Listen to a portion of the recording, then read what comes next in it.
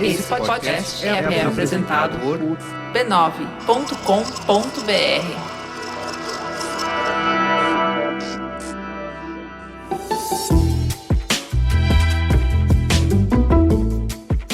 Mamileiros e mamiletes, bem-vindo ao nosso exercício semanal de respeito e empatia. Eu sou a Cris Bartz. Eu sou a Juva Lauer e esse é o Mamilos, o podcast que faz jornalismo de peito aberto. Bora então para o nosso anunciante? Esse ano, o Bradesco traz novamente uma campanha inspirada e feita com muito carinho. Sabe quem voltou? Os vagalumes! A gente tem até um deles no estúdio. A animação agora destaca a Luna, uma vagalume que não brilha. E com a ajuda de Vitinho, um menino com síndrome de Down, Luna vai provar que cada um é único e que as diferenças é que nos fazem brilhar. Eu já vi o vídeo, aquela coisa, né? Mesmo coisa do ano passado. É pra chorar, hein? E tem mais. A campanha também traz a hashtag Brilhe do Seu Jeito, que está sendo compartilhada trazendo histórias de criadores de conteúdo que falam sobre o seu brilho único. Bem mamileiro, bem do jeito que vocês gostam, que vocês adoram chorar, né? É isso aí, tem fofura garantida. Corre pra ver o vídeo youtube.com/Bradesco. Bora então pra teta? Teta, senta que lá vem polêmica. Vamos falar de traição, né? Vamos falar de um dos maiores bicho-papão das relações amorosas? De acordo com uma pesquisa feita pelo site Par Perfeito em 2016, com 5.200 pessoas, ser enganado é o medo número 1 de quem se relaciona. Mas esse medo tem fundamento. Temos uma média nacional de infidelidade sexual de 40%. É o que nos contam os resultados de 2016 da pesquisa Mosaico 2.0, realizada pelo projeto Sexualidade do Instituto de Psiquiatria do Hospital das Clínicas da Faculdade de Medicina da USP. Entre homens, 50% revelam já terem sido infiéis em seus relacionamentos. Entre as mulheres, 30% admitem a traição. Outras pesquisas mostram que essa diferença entre homens e mulheres está só diminuindo. É muita gente sendo infiel. Mas o que exatamente configura a traição? É fazer sexo ou beijar a outra pessoa já é trair? Perfil no Tinder configura? Ter fantasia com outras pessoas é traição? E ter um amor platônico na internet onde o parceiro curte todas as fotos e comenta todas as postagens de uma pessoa? Segundo Ana Maria Zampieri, psicóloga especialista em relacionamentos, mais cedo ou mais tarde, cerca de 60% dos casais passam por uma crise que culmina numa pulada de cerco de alguma das partes do casal, ou quem sabe, até das duas. Segundo a pesquisa que ela realizou com 4.500 casais no Brasil, os motivos mais comuns para trair são: para variar, algumas pessoas traem simplesmente para sentir o que já não sentem com seus parceiros, buscam novidade. Ou para chamar atenção. Tem gente que procura o outro só para provocar o parceiro, para provar que ainda é interessante para outras pessoas. Por carência, quando as coisas já não andam bem, já não tem carinho e você busca alternativa fora da relação. Tem quem também traia para dar o troco. Muita gente descobre a pulada de cerca do parceiro e corre para pagar na mesma moeda. Pode ser por impulso. Tem quem coloque a culpa nos hormônios, né? O clássico: não deu pra segurar. Tem ainda por oportunidade, quando o relacionamento não tá lá, aquelas coisas, tá meio frio, e essa distância acaba se combinando com uma pessoa sexy interessada que entra no radar. É uma fuga pronta. Pode ser pra se autoafirmar. Tem quem não consiga recusar um biscoito. Quem mesmo em relacionamentos sérios e estáveis precise da aprovação de outros pra se sentir sensual. Tem aquela aventura, né? Tem quem simplesmente ame a adrenalina, o proibido, a subversão. Também dá pra trair só por curiosidade. Depois de tanto tempo com a mesma pessoa, tem quem traia só pra saber como é outros beijos, outros corpos. Mas para além da motivação, o ato em si muitas vezes parece não bastar. Informações detalhadas sobre o fato parecem compor dados para classificar o nível de traição. Com quem? Faz diferença? Trair com a colega do trabalho é a mesma coisa que trair com o melhor amigo ou com a ex? Onde? Importa? Se o traidor for pego no flagra na cama do casal, faz diferença? Como? Faz diferença? Se foi uma vez, se foi 2 vezes, se foi por anos, se foi um caso, importa? E faz diferença quando? Tipo, trair no início da relação é mais suave do que trair uma relação de anos? Mas será que a traição emocional não deve ser colocada na jogada para ajudar a entender mais sobre a complexidade que pode envolver uma traição sexual? Você pode se sentir traído também quando seu parceiro flerta na internet e fora dela, mesmo não chegando às vias de fato, vive jogando charme para todo lado. E quando o parceiro compartilha coisas íntimas e decisões importantes com amigos e raramente ou nunca com você? Ou quando fica no celular o tempo todo. Mesmo presente fisicamente, a pessoa está distante. Uma pesquisa mostrou que 4 em cada 10 pessoas julgam o celular mais útil e interessante que o parceiro. E quando você descobre que o seu parceiro anda reclamando de você para outras pessoas? Você se sente um pouco traído, vai? Quando a pessoa mente ou esconde informações sobre a sua situação financeira. Em uma pesquisa com 23 mil pessoas, 60% dos respondentes consideram infidelidade financeira tão grave quanto física. E quando a pessoa entra num relacionamento amoroso com o trabalho? Passa 12 horas por dia trabalhando e quando não está trabalhando, está falando do trabalho. Aí os contornos de uma traição vão ganhando camadas mais complexas do que simplesmente ele ou ela não presta. Quem trai é culpado pelo ato em si, mas as razões que levam a chegar neste ponto podem envolver muitas coisas. E é para conversar sobre isso que o Mamilos de hoje está à mostra. Vem com a gente. E para conversar com a gente desse tema super polêmico, temos de volta na nossa mesa a musa, a maravilhosa, a mais pedida, Ana Canosa e Zinda House. Saudade mil de vocês. Tudo bem com vocês? Preciso contar uma coisa que aconteceu comigo. Conta. Peguei piolho do meu filho. Cara, aos 51 anos foi o cúmulo da maternidade. Sem brincadeira. Odeio piolho. Eu era a criança mais piolenta do mundo. E eu já tenho pouco cabelo. E eu peguei piolho. Meu, foi demais. Muito sexy começar. A Raquel já passou por isso agora esse ano. O piolho já correu solto pelos... Mas pegou no seu cabelo? Não, no meu não. Amiga. Pegou no meu. Mas já tô sem livre de piolho, gente. Ana Canosa, pra quem não mora na terra, conte pra essas pessoas quem é você na fila do pão. Eu sou Ana Canosa, 51 anos, casada com um filho lindo de 10 anos chamado Theo. Eu sou psicóloga de formação, sexóloga de formação, apaixonada pelo amor e pela sexualidade. Coordeno curso de pós-graduação em educação sexual e em sexologia clínica e terapia sexual, diretora da Sociedade Brasileira de Sexualidade Humana. Ou seja, falo desse tema e testemunha de amores e desafetos. Então vamos começando? Vamos ler a primeira história, que é de uma mulher que foi traída. Vamos ouvir a história da Cibele. Em 2013, eu tinha um namorado de escola, o Beto. O cara era tão errado que as minhas amigas faziam intervenção de tempo em tempo só para me alertar o quanto ele me fazia mal. Mas na época eu nem percebia, eu achava que ele me amava, ele me compreendia. Eu era um adolescente na fase em que os pais não sabem bem como lidar e o Beto era tudo para mim.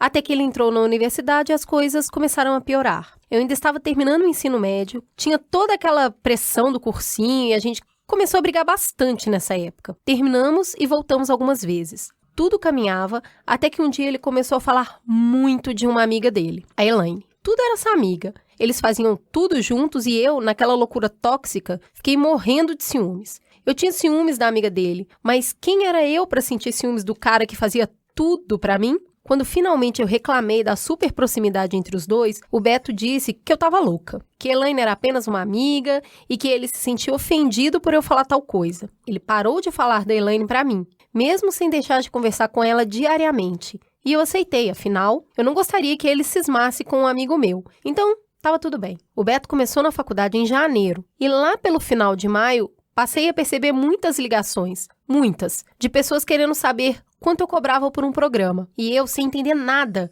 dizia que era engano e seguia a vida. Um dia eu recebi uma mensagem perguntando se eu era realmente uma prostituta. A pessoa havia visto o meu número de telefone em um banheiro da universidade onde o Beto estudava. No mesmo instante eu contei pra ele, pro meu namorado, pro Beto, meu fiel ouvinte e eterno salvador, só que não, sobre o acontecido. Bom, ele disse na mesma hora que iria apagar a tal da pichação, que certamente tinha um engano aí. Na época eu até brinquei que a Elaine, a amiga dele, poderia ter feito isso porque ela não gostava de mim. Ele riu e, mais uma vez, me chamou de louca. Meses depois, já estudando na mesma universidade que o Beto, eu era uma caloura plena e feliz, mas eu sentia que algo me fazia mal, mesmo num momento tão bom. Em uma manhã, fui colocado num grupo de WhatsApp e nesse grupo havia um vídeo de um nude do Beto que eu nunca tinha recebido. Ou seja, ele tinha mandado para outra pessoa. No grupo, ainda tinham vários prints de conversas dele com a Elaine por meses. E uma mensagem que dizia que se eu não terminasse com o homem dela, ela vazaria todas as mensagens, incluindo fotos minhas, vídeos. Bom,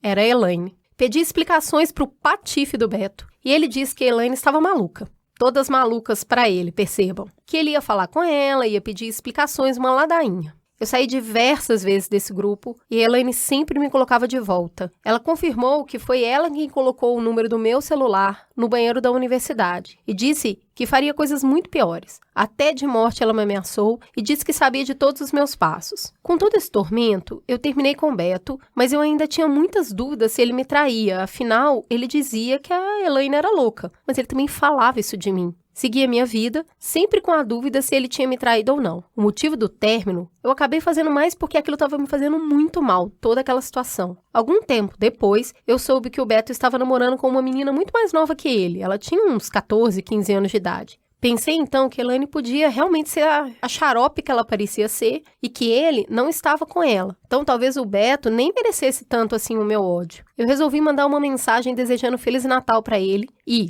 poucos minutos depois, Elaine mandou mensagem pro meu WhatsApp dizendo que era para eu desistir do homem dela. Mandou ainda vários prints explicando que eles sempre estiveram juntos e estavam juntos, inclusive naquele momento. Agora eu não tinha mais dúvidas. O meu ódio foi lá em cima e eu nunca mais falei com aquele escroto do Beto. Hoje eu passo bem longe quando eu vejo um dos dois na rua. Essa é a história do meu sofrimento e eu espero que ela sirva de lição para nunca mais confiar em macho.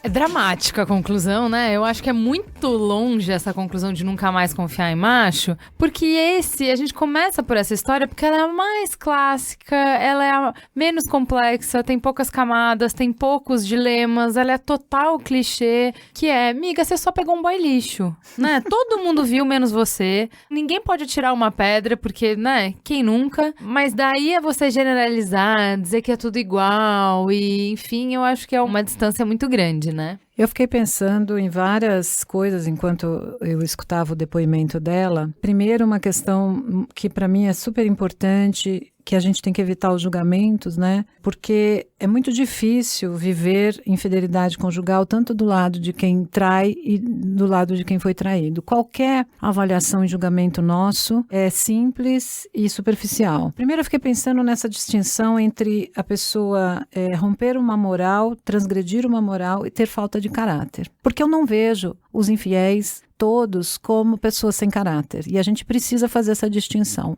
O que é um cara mau caráter? O que é uma mulher mau caráter? É alguém que manipula as suas ações a partir de uma moral que não se sustenta e que não acredita. Isso para mim é uma pessoa sem caráter. Então eu digo a você, olha, eu penso desse jeito, eu ajo, né? E ajo de uma maneira completamente diferente, sendo consciente disso e usando isso para manipular o outro. Outra coisa é uma pessoa ter uma proposta de fidelidade e se ver no dilema entre dois amores, entre um desejo e se enredar por relacionamentos que num primeiro momento não tinha vontade. Então eu fiquei pensando primeiro, será que o Beto era um mau caráter? Porque ele podia ser, né? Quando ele diz, olha, você é louca, você tá louca, imagina, não tô junto. O Beto, de fato, é um cara mau caráter que fazia ela acreditar que ela que era louca, ou ele só não tinha coragem de dizer, realmente me envolvi com a Elaine. Não sei dizer. Pode ser que ele fosse tão mau caráter quanto uma pessoa frágil, que inclusive se deixou enredar pela questão da Elaine, porque a Elaine me parecia que bem perversa. Ela sim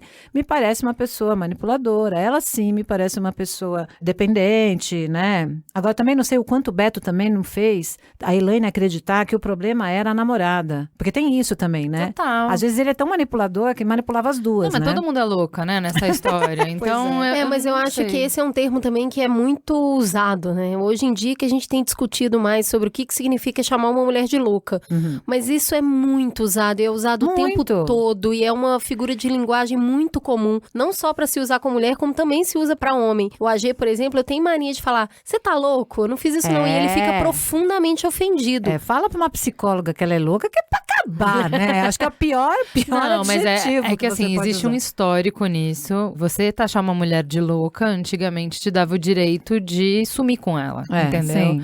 Então, acho que é por isso que pra gente soam muitos alarmes quando o cara fala uma coisa dessa, entendeu? Mas Quando isso o cara muito fala, "Você recente. é louca", E muita você para mulher e não olha tem assim, consciência querido, disso. peraí, só um pouquinho, eu não sou louca, né? Eu tô vendo alguma coisa, é por algum motivo. Eu acho que, assim, dessa história, pra gente já passar pra segunda, porque a gente tem muitas histórias e vai aumentando a complexidade, acho que tem algumas coisas, Ana, que a gente pode falar que, assim, tem coisas que todo mundo vê, sabe? E você tá envolvida no relacionamento, porque eu acho que esse caso, ele não é complexo. Não era uma história que foi uma profunda surpresa, uma profunda decepção. Ela era muito nova. E quando a gente falou de relacionamento abusivo, há muitos anos, a gente falou uma coisa que eu sempre lembro, que é repertório.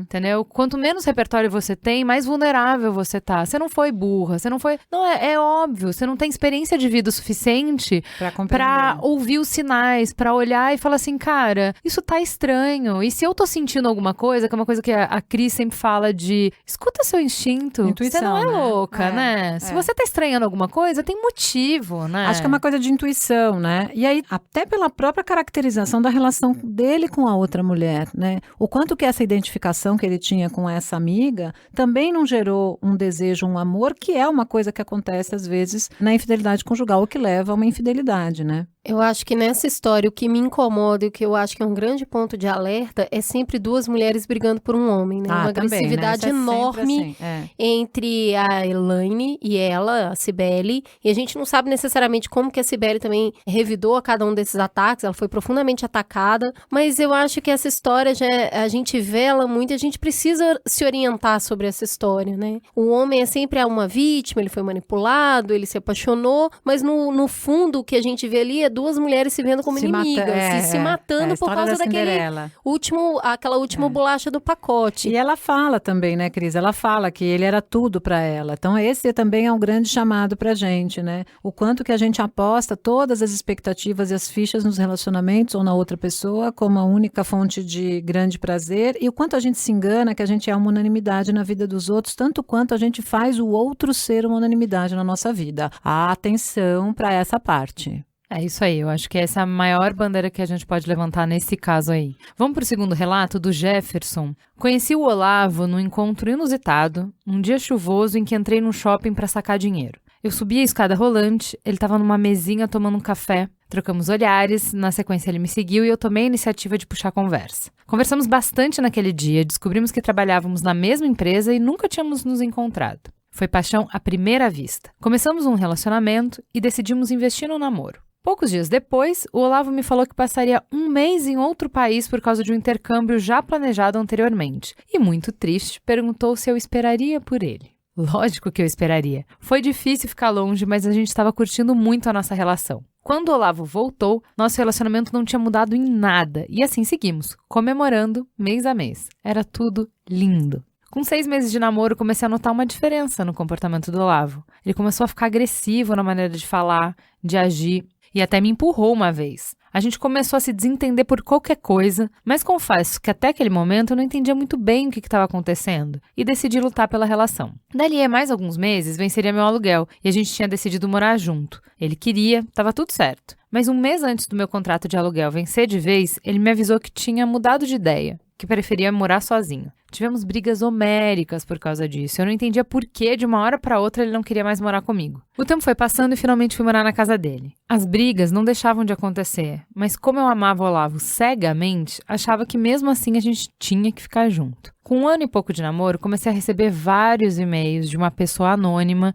que dizia que eu era corno. Na certa, era alguém que me conhecia, porque relatava várias coisas da minha vida particular. Num primeiro momento, achei que fosse brincadeira de algum amigo ou até alguém que estivesse querendo saber sobre a minha sexualidade. Mas, para minha surpresa, era o cara com quem o Olavo estava se relacionando há 8 meses. Ele mantinha um relacionamento paralelo e levava o cara para nossa casa quando eu não estava. O Olavo dizia pro amante que ia terminar comigo para ficar com ele de vez. Mas não sei por qual motivo, o Olavo terminou com esse cara e ele, para se vingar, resolveu me escrever e contar tudo. Como eu ainda duvidava que o Olavo tivesse um amante, marquei um encontro com os dois, sem que meu namorado soubesse, para desmascarar ele na frente do outro. Porém, Por ironia do destino, bem nesse dia, o Olavo teve uma crise de apendicite e eu tive que levar ele para o hospital. No hospital, eu não sabia muito bem como me comportar. Eu amava uma pessoa que me traía descaradamente e eu ainda estava ali cuidando dele. Fiquei com o Olavo 3 dias no hospital, até que na última noite ele me chamou de madrugada, muito aflito, me pediu desculpas e contou toda a história. Resolvi perdoar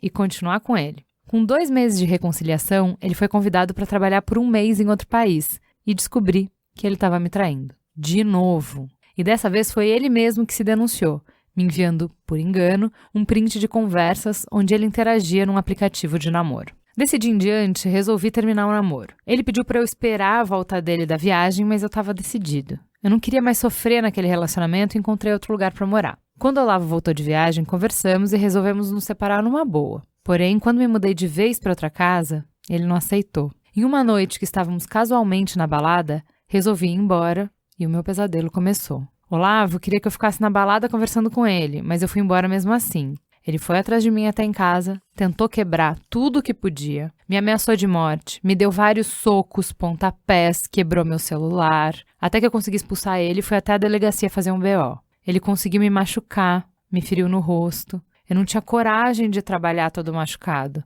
Eu sentia muita vergonha e eu não saberia como explicar para os meus colegas aquele ferimento que eu tinha no olho. Demorou um pouco para sarar e eu tive que mentir durante dias. Como se não bastasse a vergonha, eu ainda tive que aturar as ameaças do Olavo. Ele dizia que ia contar para toda a minha equipe de trabalho que eu era gay. Lembra que a gente trabalhava na mesma empresa? Ele rondava o meu setor e dizia que estava de olho em mim. Até que eu não aguentei mais e contei tudo pro meu chefe. Avisei o Olavo que meu chefe já sabia de tudo e falei que se ele voltasse ao meu setor, ele seria denunciado no RH pelo meu chefe. Por fim, ele sumiu da minha vida, mas o trauma ficou. Passei muitos dias sem dormir, deixei de acreditar nas pessoas e comecei a fazer terapia. Resolvi abrir para os meus amigos o que tinha acontecido comigo, contei para minha família que eu era gay, contei tudo o que aconteceu. Minha mãe sofreu muito por não ter podido me ajudar na época. Meus irmãos também. Fui acolhido por todos. Hoje sigo a minha vida como uma pessoa maravilhosa que me respeita, me trata bem e, acima de tudo, me ama.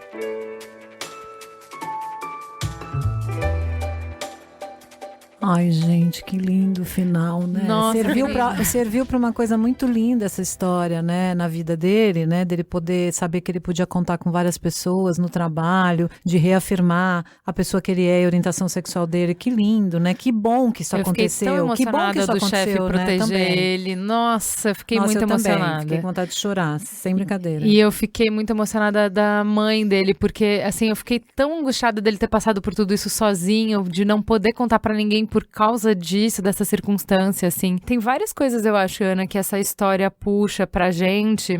Algumas coisas, a gente tem muitos preconceitos que a gente acha que relacionamento abusivo é coisa de gente fraca, né? Exatamente. Então, trazer uma história em que a vítima é um homem, né? A gente subverte um pouco essas lógicas, porque ninguém pensou, ouvindo essa história, que ele era fraco ou que ele não tinha autoestima. A gente consegue enxergar como é que se constrói uma relação em que você se vê encurralado quando você menos esperava, né? Eu acho que é muito importante o que você está dizendo, porque nós todos estamos sujeitos a nos prendermos a relacionamentos abusivos ou de dependência e codependência, porque o próprio movimento da paixão, e eu estava conversando isso outro dia com a Cris, o próprio movimento da paixão promove essa simbiose, né? A gente fica simbioticamente ligado ao outro e dependente emocionalmente. Então, todos nós estamos sujeitos a nos fixarmos, né, nesse tipo de relação de dependência e codependência e não perceber, né, e não acreditar que o outro, que a gente ama tanto e que a gente entrega a vida e que a gente idealiza e que nos faz tão feliz, é capaz de fazer determinadas coisas como o Olavo, por exemplo, fez com ele,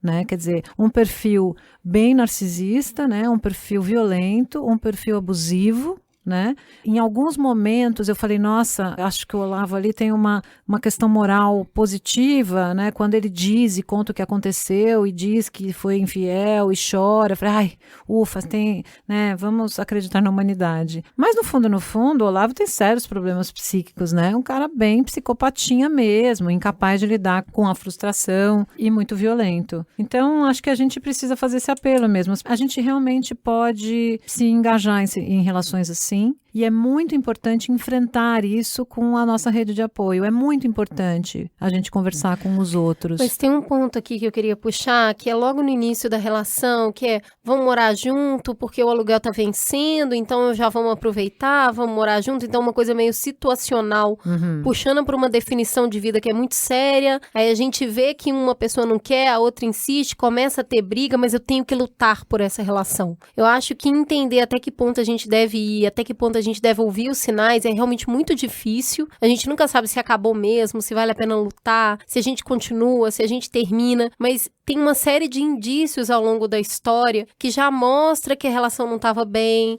que já mostra informação sendo escondida há bastante tempo. Então, de novo, o que é a intuição, né, gente? Cada pessoa tem uma definição para a intuição, algumas coisas muito espiritualizadas, mas a intuição ela é uma série de informações que está no nosso subconsciente, que não é necessariamente verbal, mas tem cheiros, tem situações, tem uma série de questões que disparam pequenos gatilhos de aviso pra gente e a gente tenta em negar, em não escutar essas informações que estão no nosso subconsciente. E tem uma coisa muito importante que em relações pessoais, muita gente fala assim, eu senti o cheiro que estava alguma coisa errada. Essa expressão não é só uma força de expressão, a gente exala cheiros através de hormônios, de medo, de excitação, de uma série de coisas. Quando as pessoas realmente estão prestando atenção, a gente percebe isso, quase dá pra pôr a mão. Então se ele teve algumas oportunidades, mas como estava muito apaixonado, ele ignorou. Agora é importante também, viu, a gente falar o seguinte, que o relacionamento abusivo, ele não se configura totalmente com todas essas características que a gente vê. Então, por exemplo, é possível uma pessoa viver numa dependência, numa codependência com o outro e o relacionamento não ser ruim. Não ser abusivo em todas as suas áreas e suas dimensões. E ele vai aparecer mais abusivo quando uma pessoa quer mudar. Uma das cenas mais sensíveis e mais difíceis para mim este ano no meu consultório foi quando eu fui ajudar um homem a contar para sua parceira que aquilo que ela viu de fato estava acontecendo. Ou seja, a contar que ele estava sendo infiel há muito tempo. Gente, foi tão duro. Por quê? Porque essa moça chega no meu consultório completamente ingênua, mas completamente ingênua sobre o que estava acontecendo, mas completamente. Então ela começou a criar uma série de hipóteses sobre por que uma área da vida deles não estava funcionando. E ela criou hipóteses assim muito, né, diferentes e tal, para entender por que aquilo não funcionava. E ela chegou para ele, depois de muito tempo em que ela questionava e ele tinha reações assim um pouco também, você tá louca, ou então, né, ficava um pouco ríspido, porque até como defesa, porque ele não queria entrar no assunto e não queria contar. E então ela chega para ele e diz, olha, eu fui numa terapeuta e eu quero que a gente trabalhe isso. Uma semana depois, ele viaja. E ele diz que viaja porque ele gosta de ficar sozinho, assim, também umas desculpas, né? Que, assim, tipo, e eu ficava pensando, gente, como é que essa moça não percebeu? Mas, okay. A gente não percebe o que a gente não quer perceber, né? Mas eles tinham uma relação boa, ele era um cara que ajudava muito também, então não era completamente ruim essa relação, ela não foi ruim, né? E aí ele manda um print de uma foto, também que nem no caso aqui do Olavo. Aliás, isso é uma coisa bem comum acontecer. Eu ia te puxar isso, porque assim, a gente teve essa discussão antes de começar a gravar, eu e a Cris, porque eu acho que as pessoas, muita gente é descoberto porque quer ser descoberto, porque tem gente que deixa a pista, tem gente que manda, porque eu acho que assim, algumas vezes, acho que tem 2 fatores que influenciam muito isso. Homem não termina relacionamento, via de regra, homem vai lá, trai, porque daí a mulher vai descobrir e ela vai terminar, então ele não precisa nem ter o trabalho de ter essa discussão, de dizer que eu não quero, o que eu não quero, por que eu não quero, e se desfazer. É mais fácil ser o canalha, mas não ter esse trabalho, então acho que isso é uma coisa. E a segunda coisa é eu não consigo mais lidar com a culpa. Então você tem que descobrir, porque daí eu tô em pratos limpos, entendeu? Eu tô livre. Exatamente. Continua a sua história. Não, exatamente, acho que eu tenho essas duas coisas acontecem. As pessoas que de fato, sem querer, mandam coisas ou deixam pistas porque estão se sentindo culpadas, e aí o inconsciente vai lá e faz o famoso ato falho do Freud, isso né? Isso que eu ia falar, na análise não existe sem querer, exatamente, né? E às vezes tem essa questão de vamos tentar resolver desse jeito, o outro vai saber, vai se separar de mim. Bom, aí enfim, daí eu chamei o cara, aí ela ficou sabendo daquilo, ela viu o print, aí me ligou, ficou desesperada, eu falei, chama o cara aqui, quero falar com ele. E aí ele me contou que de fato ele estava sendo infiel, blá, blá, blá, blá. E eu falei, você quer que eu te ajude a falar? Ele falou, eu preciso de você. Gente, olha, sem brincadeira, foi uma das cenas mais tristes que eu vivi no meu consultório em 2019. Porque para ela, o mundo ruiu. Porque ela não tinha a mínima ideia de que ele tinha há um ano uma pessoa. E aí a gente foi tentar catar esses caquinhos, porque de alguma maneira, no caso dela especificamente, a relação de tantos anos não tinha sido uma relação ruim. Então também não é justo com ela, e eu dizia isso muito para ela, não é justo com você pegar toda a sua história de 7 anos que você teve com esse homem, que lhe ajudou e tal, e a gente está trabalhando até hoje, e colocar tudo a perder por conta da infidelidade. Porque não é justo com a gente. Então, esses traços mais perversos, que de vez em quando aparecem, assim, de frieza, eles não configuram totalmente um ser humano sem caráter. Mas algumas pessoas, de fato, são pessoas sem caráter e que manipulam os outros a seu bel prazer. Esse Olavo me parece um pouco por aí, né? Mas como saber a diferença, né? Porque, por exemplo, quando ele fala assim, ó, ele me contou, ele chorou, ele pediu desculpa e eu resolvi perdoar. A gente vai contar casos mais pra frente que são mais complexos do que isso, de pessoas que, é isso, a vida é complexa, a vida não é tão preto no branco, que eu acho que isso é uma possibilidade, as pessoas são múltiplas, a vida tem uma série de fatores e tal, e é possível que as pessoas se encontrem e conversem e construam a partir de uma traição. Eu não acho que a traição precisa ser o fim de tudo. Também não. Tudo bem, então se ele tem essa cabeça, ele escuta. A pessoa tá falando a verdade pra ele, tá pedindo desculpa, tá? Por que eu não daria uma outra chance? Claro. Então, como saber que você tá sendo manipulado? Como saber quando não é verdade? Como é que a gente sabe? Então, eu acho assim que existem alguns outros tipos de alarmes, né? Por exemplo, as pessoas que de fato não conseguem conversar sobre os seus assuntos, pessoas que não conseguem entrar, ficam irritadas quando você vai tratar de temas mais sensíveis como esse. Eu acho que às vezes as pessoas que são muito narcisistas também, elas têm um olhar mais egocentrado para as coisas, então de fato fica mais complicado conversar. Então assim, é difícil a gente dar características, né? Porque cada pessoa é uma pessoa, mas eu acho que a gente vai, eu acho que a Cris fala muito bem essa questão da intuição, a intuição vai mostrando pra gente que alguma coisa não tá bem. Vamos pro terceiro, Cris? Bora ver o relato do Sérgio. Namorei a Sandra por 6 meses até que resolvemos dividir um apartamento e viver uma vida de casados. Este era o meu segundo relacionamento sério e já no primeiro eu tinha concluído que relacionamentos monogâmicos não eram para mim. Porém, eu sempre respeitava esse acordo monogâmico e mais uma vez me vi numa relação assim. Logo nos primeiros meses de casamento, senti que caímos forte na rotina. Eu gostava muito da Sandra, mas sentia muita vontade de ter outras experiências. No nosso aniversário de 2 anos, eu propus uma coisa nova: passarmos a frequentar casas de swing e ficarmos com outras pessoas. Foi o período em que me senti mais feliz em um relacionamento. A abertura para o swing me fez gostar ainda mais da Sandra. Fizemos nossas festas por alguns meses, mas depois desse período, ela não quis mais ir. Perdeu o interesse e acabamos voltando para a nossa relação monogâmica. Passei um período infeliz até que resolvi baixar um aplicativo de encontros, apenas para passar o tempo. Eu não conversava com nenhuma mulher nesse aplicativo, era apenas para alimentar o meu ego, para ver quem tinha interesse em mim. As coisas aconteceram assim por uns 2 meses, até que eu dei match com uma mulher que achei muito interessante, a Sheila. Acabei fazendo contato e a gente marcou um encontro.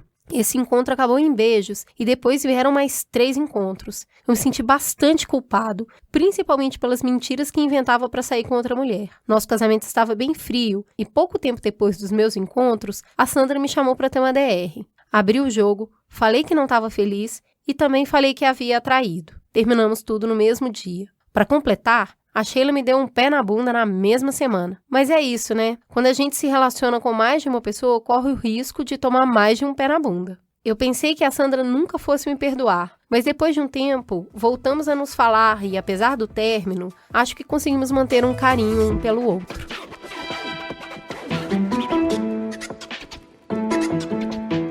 E aí, Ana, quando a gente já sabe que não dá conta de uma coisa, mas quer fazer a coisa? Pois é, né? Eu acho que é aquela história que a gente sempre diz. No momento da paixão, todo mundo é monogâmico por natureza. Então, veja, até ele, que sabia que não tem um perfil para monogamia, né, acabou cedendo a esse acordo. Então, é curioso, né? Por que cedeu ao acordo se já sabe que não tem esse perfil, né?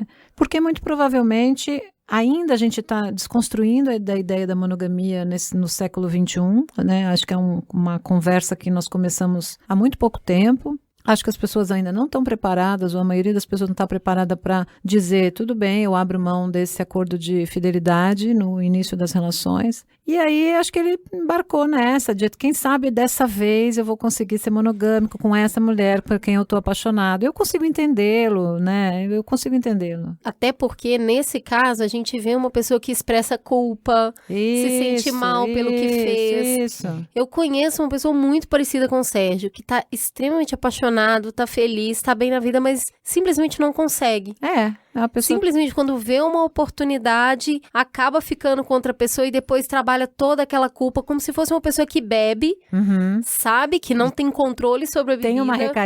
Tem uma recaída. Bebe muito e depois tem que lidar com a ressaca, com a culpa, porque fez isso. É muito parecido. Inclusive, essa pessoa faz essa associação, já falou isso comigo, como se eu fosse um dependente disso. Eu não consigo abrir mão da oportunidade e depois eu sofro um avalanche com isso. Mas posso falar uma diferença nesse paralelo? Eu acho que é a diferença que a gente falou no programa 13 é demais, que assim, a bebida em si faz mal pra pessoa e ela tem vários efeitos deletérios no comportamento e um monte de coisa, mas a não monogamia não. Ela não é um defeito em si, ela é um defeito socialmente construído. Ela é um valor. Não, mas ela é um defeito porque a sociedade define isso, entendeu? Então assim, por exemplo, esse cara, ele fala assim, cara, eu não consigo. Só é um problema porque não é aceito, porque não existe essa possibilidade, porque se ele encontra uma pessoa, ele se apaixonou, ele tá super encantado, se ele disser pra ela, tá, então, mas eu não sou monogâmico, eu provavelmente não vou ter vontade de ficar com ninguém mais além de você nesses primeiros meses, porque é assim que a gente funciona quando tá apaixonado, logo depois não é que eu vou gostar menos de você, mas vai ser natural, eu vou começar a me interessar por outras pessoas, eu vou continuar interessado em você, mas eu vou me interessar por outras pessoas, a pessoa vai sair correndo.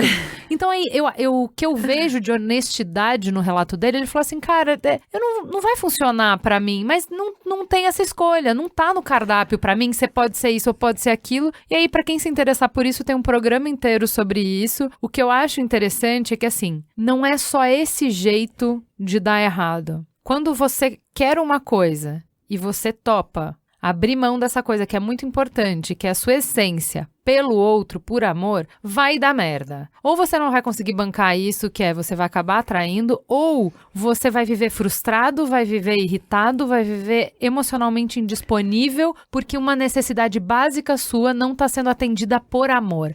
Essa ideia de que eu vou me castrar por amor, eu, assim, sério, não consigo ver isso funcionando. Eu acho assim, eu acho que o problema está naquela velha frase no altar de prometo ser fiel para sempre, amém. Eu acho que as pessoas se propõem. Então, assim, às vezes você se propõe a ser fiel. Você fala, bom, tá bom, ó, nós vamos ser fiéis, nós vamos ser leais, então vamos se propor a isso. Agora, apostar que eu vou conseguir ser fiel pro resto da vida, gente, é uma aposta que não façam. Alô, atenção, não façam, não existe isso, esquece esse negócio. Eu acho que eu posso apostar na proposta. Talvez se ele tivesse deixado claro para sua companheira que ele, né, é uma pessoa que precisa de variação sexual, que para ele ser monogâmico é um puta de um desafio, talvez ela também tivesse ali um pouco mais presente nele e eles conversassem mais. Na hora que começar a esfriar o sexo, o que a gente vai fazer? Né? Essa coisa de dar um contínuo de desenvolvimento. Eu só acho que tem muitas certezas nisso e as pessoas não têm essa certeza. Pois é isso que eu tô te falando. Eu não tenho certeza que, pra mim, eu não vou conseguir ser monogâmico, então eu sempre vou ser aberto com a pessoa.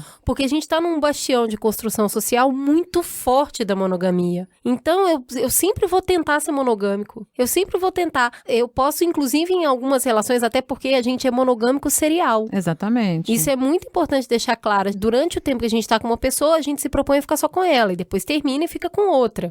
E aí, tem gente que no meio aí dá umas quebradas de asa. O que eu tô querendo dizer é que dificilmente a gente tem esse nível de autoconhecimento do que a gente dá conta e do que a gente não dá. E quando você entra numa relação e você conhece a pessoa, igual a gente já viu aqui, a menina lá da primeira conversa sabia, sofreu até a intervenção das amigas, o cara da segunda conversa já viu que o Olavo lá não queria morar junto, depois foi morar junto. Aqui a gente tá vendo também o que acontece quando a gente entra numa relação, a gente acha que dá conta conta. É verdade. A gente acha que vai conseguir. E a relação, a gente sempre pensa lá no curto prazo, até porque quando a gente está apaixonado, e a neurociência explica isso, o nosso cérebro funciona quase num estado de pequena demência. Exatamente. A gente não pensa direito. Então, a gente viu 3 relações aqui de gente que se conheceu e foi morar junto muito rápido. Então, você ainda tá nesse estado de pequena demência, e aí você tá com o braço estendido e fala, eu dou conta de ficar com o braço estendido. Pois é.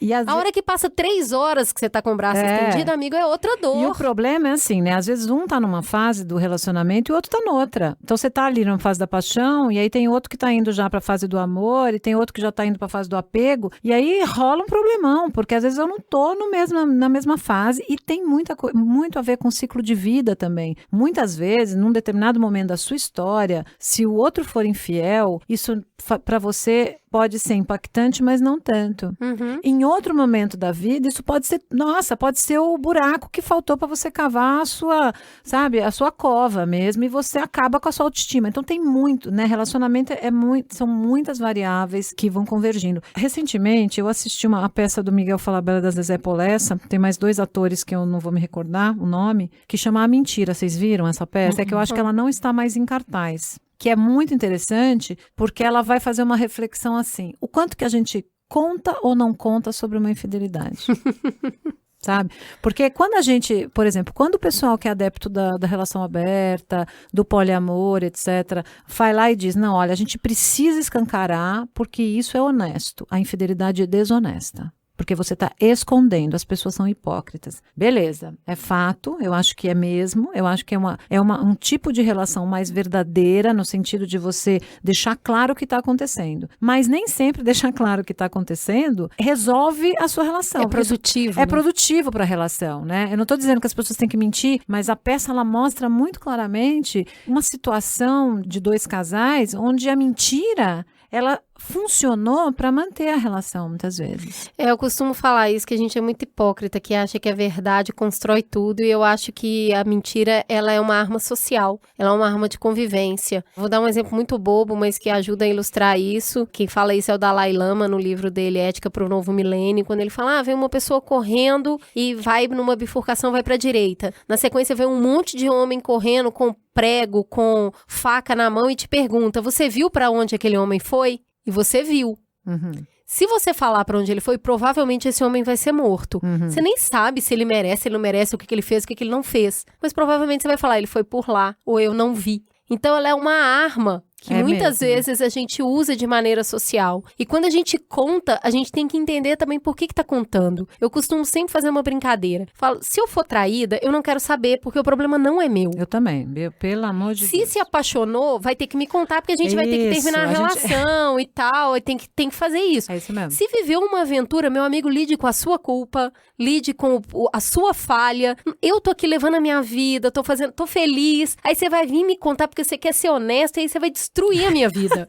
Eu acho que dependendo... Então, assim, eu não quero saber. Eu acho que dependendo da situação, eu também não quero saber. Eu teve uma época que também eu tava assim... Cara, eu tinha assim, no consultório, sei lá, 80% era infidelidade conjugal das 7 da manhã às 9 da noite. Cheguei pro meu marido e falei, cara, é o seguinte, ó, deixa eu falar um negócio. Nós estamos precisando do meu dinheiro para pagar essa casa também, né? Tamo, né? Então, olha, eu tô lidando com esse tema das 7 da manhã às 9 da noite, 3 vezes na semana no mínimo. Então, vamos combinar uma coisa, que para eu poder dar conta dos meus pacientes, se você me trair, pelo amor de Deus, não me faz eu saber, porque eu preciso minimamente de uma estrutura para poder dar conta sem julgamento. Porque, veja, por mais, e eu sou uma pessoa, eu sei que eu não sou uma unanimidade na vida do meu marido. Eu já fui traída quando era jovem, tive 2 casamentos, não sei se meus 2 maridos me traíram, ou se o Paulo me trai, se já me traiu, se o meu primeiro marido, não sei, não fiquei sabendo, não tenho motivos para desconfiança, mas eu tenho a plena realidade e concepção de que eu não sou uma unanimidade na vida dos 2 ou das pessoas com quem eu partilhei a minha história de vida afetiva sexual. Eu sei disso. O fato de eu saber disso não me imune da dor de eu descobrir alguma coisa. Uhum. Às vezes eu tô ali e eu vou contar bem a minha humanidade para todo mundo, né? Já que eu sou assim íntima dos mamileiros e mamileiras. Às vezes eu faço essas coisas bem ridículas também, de quando depois que você transa, uma transa boa, né? Não aquela transinha vagabunda que você nem faz muita coisa, mas aquela transa boa, que foi incrível. Aí eu olho pro Paulo e falo assim, eu sou a pessoa que melhor você transou na vida. Bem ridícula. Eu tô assumindo a minha ridícula, bem ridícula. E ele olha pra mim, dá uma risada e fala assim, Ana, Mantém minha ilusão, por favor, claro, né? Me dá meu biscoito. amor, que lógico que você é. E assim, eu morro de rir, porque já virou um bordão entre a gente, e eu saio feliz, acreditando fantasiosamente, mesmo sabendo que não, que eu sou uma unanimidade na vida dele. Então, mas tem uma coisa, né, que você falou assim, olha, eu sei que eu não sou unanimidade, mas a gente recentemente viu um filme, eu não vou dizer qual é pra não dar spoiler, mas que o cara atira na cara da mulher na hora da separação, que assim, por que eu podia ter comido? Você tem noção de quanta mulher eu podia ter comido e eu não comi por você? Mas vai tomar no seu cu, porque você acha. É isso, assim, eu não quero esse sacrifício. E claro. ele não fala isso de graça, porque no arranjo que a gente tem, né, no casamento clássico, é isso aí, o homem tem que imolar a sexualidade dele no altar do amor. O amor romântico é isso. E perder a virilidade, né? Não, eu como não posso, símbolo. Eu só vou, todo o meu desejo, todo o meu tesão é pra você. Cara, não me serve isso, eu não quero isso. Como sacrifício, né? Que eu acho que essa história do cara é muito isso, e por isso que eu gostei dessa história. Que é, o Sérgio é o cara que fala assim, porra, é isso, né? Não tenho o que fazer. Pra poder amar, o preço que eu tenho que pagar é me emolar. Não, mano. Não vai rolar. Não. Assim, primeiro porque não é o que eu quero. E segundo que eu não acredito que isso seja possível, entendeu? Então vamos lá. Vou contar a história agora da Mariana. Eu sou a Mariana e a minha história envolve pelo menos 4 pessoas. Eu e a minha namorada, Carla. E a Silvana e a namorada dela, Joana. A gente era todo mundo do mesmo círculo de amigos. E mesmo namorando a Carla, eu fiquei interessada na Silvana no momento em que a vi. Meu namoro com a Carla era incrível no começo, mas depois de um certo tempo a coisa desandou. Carla tinha muito ciúme. Ela competia com os meus amigos, queria prioridade em tudo. Então a gente começou a brigar muito, chegando até a rolar agressão física da parte dela. Desde a primeira vez que eu vi a Silvana, fiquei interessada. Mas como ela namorava a Joana, que também era minha amiga, ficar com ela nem passava pela minha cabeça. O meu relacionamento com a Carla desmoronava aos poucos e no contexto de grupo, naturalmente fui me aproximando da Silvana e nos tornamos amigas muito próximas. No dia do meu aniversário, chamei alguns amigos para comemorar num bar que sempre íamos e ali percebi que eu realmente estava muito afim da Silvana. Ela tinha rompido com a Joana, estava solteira e eu senti que era a minha oportunidade. Naquela altura do campeonato, eu já sentia zero vontade de continuar com a Carla. Se eu engatasse um romance com a Silvana, tinha certeza absoluta que eu largava a Carla. No dia do bar, quando ninguém estava olhando, soltei uma cantada na Silvana. Ela embarcou e passamos a noite toda nos provocando. Não rolou nada, mas ali eu abri a brecha que faltava e a gente foi desenvolvendo. A gente se paquerava, trocava indiretas, tudo muito escondido porque éramos do mesmo grupo de amigos. Eu era comprometida e o término dela era recente. Um dia, não aguentando mais, resolvemos colocar em prática tudo que a gente fantasiava e fomos direto para um motel. Foi aí que começou o perrengue amoroso mais complicado da minha vida. Eu me apaixonei de cara. Eu estava pronta para terminar de vez o namoro, assumir a Silvana e enfrentar o julgamento por parte dos nossos amigos. Eu estava perdidamente apaixonada e pronta para começar uma coisa séria. Mas ela não estava pronta. A Silvana voltou para Joana. Eu fiquei abalada, mas acabei aceitando o fato dela voltar com a ex e me tornei a amante. E agora vai ficar confuso. A Silvana era minha amante porque eu ainda namorava a Carla. E eu era amante da Silvana porque ela tinha voltado a namorar a Joana. Formou o balaio de gato. Enquanto o relacionamento da Silvana com a Joana evoluía aos trancos e barrancos, em mim crescia a esperança de subir de status. Sim, eu achava que um dia a Silvana ia perceber que eu era o amor da vida dela, largaria a Joana de vez, me assumiria e a gente viveria felizinhas pra sempre. Só que não. Não bastando me ter como amante, a Silvana foi lá e arrumou 2 novas amantes. Como é que é? A cara da Ana! Pois é, a amante número 2 era do mesmo grupo de amigos. E como ninguém sonhava que eu tivesse um caso com a Silvana, ninguém imaginava que eu era a amante número 1, eu ficava sabendo de todas as fofocas. Quando eu descobri a amante número 2, terminei tudo com a Silvana e me afastei. Afinal, preste atenção, algum escrúpulo eu ainda tinha. Eu me senti enganada. Eu tava arrumando todo o terreno para um relacionamento feliz e perfeito com a Silvana e ela me arranja outra pessoa pra bagunça? Mas a carne é fraca e eu mais ainda. Ficamos num vai e vem sem fim. Perdi a conta de quantas vezes eu e a Silvana brigamos e reatamos. Lá atrás, depois de alguns meses de envolvimento com a Silvana, eu terminei tudo com a Carla. Ela nunca soube da minha traição, eu terminei porque não aguentava mais mentir pra ela e nem queria mais brigar. Naquele ponto, eu já estava 300% apaixonada pela Silvana. Com o passar do tempo, surgiu na equação a amante número 3, que era uma colega de trabalho da Silvana, e eu resolvi tomar uma atitude. Eu toda preparada para assumir um relacionamento a sério com a Silvana e ela namorando a Joana e mantendo a minha e mais 2 amantes? Eu tinha que fazer alguma coisa? Então bolei um plano. Como nós éramos todas do mesmo círculo de amizade e ninguém sabia do meu caso com a Silvana, contei para uma amiga da Joana, que era minha amiga também, que a Silvana tinha 2 amantes. Uma amiga do nosso próprio grupo, que era a amante número 2, e uma colega de trabalho dela, a amante número 3. Essa amiga em comum foi rapidinho contar tudo pra Joana, que, possessa, confrontou a Silvana e elas terminaram definitivamente. Agora é o meu momento! Eu vou ser a namorada oficial no lugar da Joana! Eu fiz tudo direitinho, agi pelas sombras, desmascarei as 2 amantes, consegui que a Joana e a Silvana terminassem, saí ilesa e com o círculo de amigos intacto. Eu tava eufórica e apaixonada. Agora, finalmente, a gente ia poder se amar livremente. Não vai. Não, certeza, né? Certeza. Então, Não, a gente não ia, ela não. não percebeu nada da história dela, né? A Silvana teve a pachorra de arrumar a amante Óbvio, número mas 4. é óbvio. Enquanto eu lutava pra ter a Silvana, ela arrumava uma 4ª ficante que nada tinha a ver com o grupo. Era uma menina que ninguém conhecia e com essa menina a Silvana resolveu namorar. A paulada do karma retornando no meio da minha cara. A amante número 4, que ninguém conhecia, chegou por último e virou a namorada oficial. Ali acabou. Eu não Sentou na janelinha.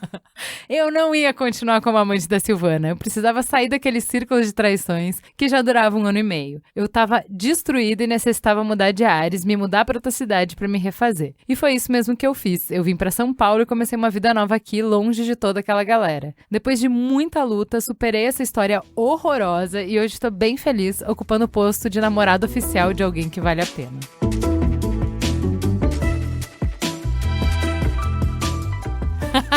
Muito bom, muito É bom. sensacional essa história, né? O que a gente é capaz de fazer nessa vida, né? Eu tenho algumas pontuações a fazer nesse caso. Fantástico, excelente. Primeiro que a Silvana é uma mulher desejante da porra, né, meu? Eu acho que ela deve ser, de fato, uma pessoa apaixonante. Tem umas pessoas assim. Tem, Né? opa. O quanto ela é manipuladora ou não, a gente fica sem essa parte da história, né? O que ela falava, se ela dizia Mas que era se fiel, falava bem, que né, não sei o amiga? quê. Mas ela devia ser uma mulher incrível, né? Porque, arrumando amante assim o tempo todo, ela devia ser uma mulher disputadíssima, deve ser uma mulher muito alegre, desejante, sei lá. Mas eu não sei, porque a história, mesmo sendo contada só pela Mariana, ela nunca fala de promessas feitas. Então. Ela tá muito claro no jeito que ela conta que foi ela que projetou. Isso. Foi ela que ficou aspirando um posto que ninguém nunca disse que ela ia ter. Não, e eu gosto que ela traiu e ela fala assim, bem tranquilinha, mas quando ela é traída, meu amigo. Mas é isso que eu queria apontar. Quando ela começa a falar, por exemplo, da relação dela com a Carla, ela fala que a Carla tinha ciúme dela, que a Carla, né, ela era a escolhida da Carla. Acho que a Carla colocava muito... Ela sentia que a Carla era uma pessoa ali afetivamente muito ligada a ela. Depois que ela trai a Carla, ela começa a se projetar na figura, né? Ela vira a Carla na relação com a Silvana. Isso. Né? Ela vira aquela que está sendo traída, né? Então ela fica ali tentando de novo, e aí ela entra naquele engajamento que eu acho que tem a ver com a história dela e tem a ver com a história social de gênero feminino, de ser a escolhida, o inferno, né? Porque ela fica ali nessa promessa, nessa fantasia, um dia eu vou ser a escolhida dessa pessoa. Então eu acho que tem uma coisa dela se ver um pouco na cara, tem uma coisa da própria personalidade dela, do porquê que ela precisa ser escolhida, né? Precisa lutar com todo mundo. E tem uma coisa feminina, que é aquela, de novo, aquela herança insuportável, a malignidade da mulher ter que ser a escolhida das pessoas. Isso é muito triste mesmo. Deixa eu contar uma história de traição minha, que agora, tantos anos depois, eu acho engraçada. Teve uma época que eu me apaixonei perdidamente por um cara com quem eu trabalhava, e ele vivia dizendo que ele ia se separar, que tava quase separando. Eu era bem jovem. E eu tava perdidamente apaixonada por ele, ficava meio que esperando. Mas como eu tenho muita dificuldade de esperar, enquanto ele tava se resolvendo, eu arrumei outro namorado. Então eu namorava os dois ao mesmo tempo e eu tava bem apaixonada pelos dois. Aí eu fiquei vivendo essa situação um bom tempo. Um sabia do primeiro, mas o primeiro não sabia do segundo. E eu fiquei levando aquilo ali um bom tempo pra ver como é que ia se resolver. Aí eu não conseguia me decidir. Eu sentia que eu tava fazendo uma coisa errada, eu me sentia mal, mas eu tava tão bem, mas aí eu me sentia bem, mas eu tava tão mal. Mas eu tinha dois, mas eu não tinha nenhum. E aí eu resolvi ir num numerologista, uma coisa assim. Eu tinha uma amiga de trabalho que acreditava muito nisso, falou, pô, joga pros búzios, eles vão te ajudar a escolher. Falei, gente, vou terceirizar essa responsa aí, hein, vou lá. Aí joga os búzios e indica pra eu ficar com o outro que já era solteiro. Mas eu não tinha coragem de largar o outro. Aí eu terminei com o solteiro, fiquei com o que ainda estava casado. O que estava casado resolveu se separar, mas o dia que ele chegou na minha porta de mala, eu falei, putz, mas eu gosto é do solteiro. Tchau, sai daqui. Mandei o cara embora, voltei pro primeiro, mas aí ele já não me queria, porque ele tinha voltado pra primeira namorada. Eu fiquei sem os dois, fim da história. Isso pra mim sempre foi muito difícil, que no começo da história ela fala isso. Ela já sabia que ela não gostava mais da Carla. Ela sabia que ela tava apaixonada pela Silvana. Por que ela ficava esperando a Silvana mostrar? Eu não entendo essa coisa de você garantir o mínimo, sabe? Assim, eu acho isso tão mesquinho, eu acho isso tão covarde. Porque uma coisa é quando você tá na dúvida, né? Que a Cris falou, eu tava apaixonada pelos dois. Outra coisa é, cara, você sabe que você não quer mais isso? Eu não sei, você ficar prendendo alguém. Sozinho, então, não. mas é que isso aí, é isso. Eu acho que isso me incomoda profundamente. São coisas tão mesquinhas, são coisas tão... São mesmo, Ana? Então, olha, eu já sou uma pessoa que... É PB assim? Não sou. Porque eu acho que tem uma coisa chamada conveniência da relação amorosa, que a gente... Eu odeio isso, então, cara, eu odeio. Amor por deixa... conveniência, Não. Nossa Senhora. Isso é demonizado assim? Ele é tão ruim assim? De jeito nenhum. Mas de jeito nenhum. Olha só. Quais são os 3 alicerces que uma relação se sustenta? Conveniência, amor e sexualidade e a função psicológica que cada um exerce na vida do outro. Um é melhor que o outro? Não. Só que um é uma base da sua tenda e o outro não, e em alguns momentos isso se modifica. Então, eu acho assim, a gente pode fazer vários julgamentos sobre isso, né? Que ela é insegura, que ela isso, que ela aquilo. Só que eu não sei quem é essa moça. Eu não sei o quanto que a relação com a Carla, para ela, tinha também um aspecto de conveniência muito importante, que para ela era difícil abrir mão.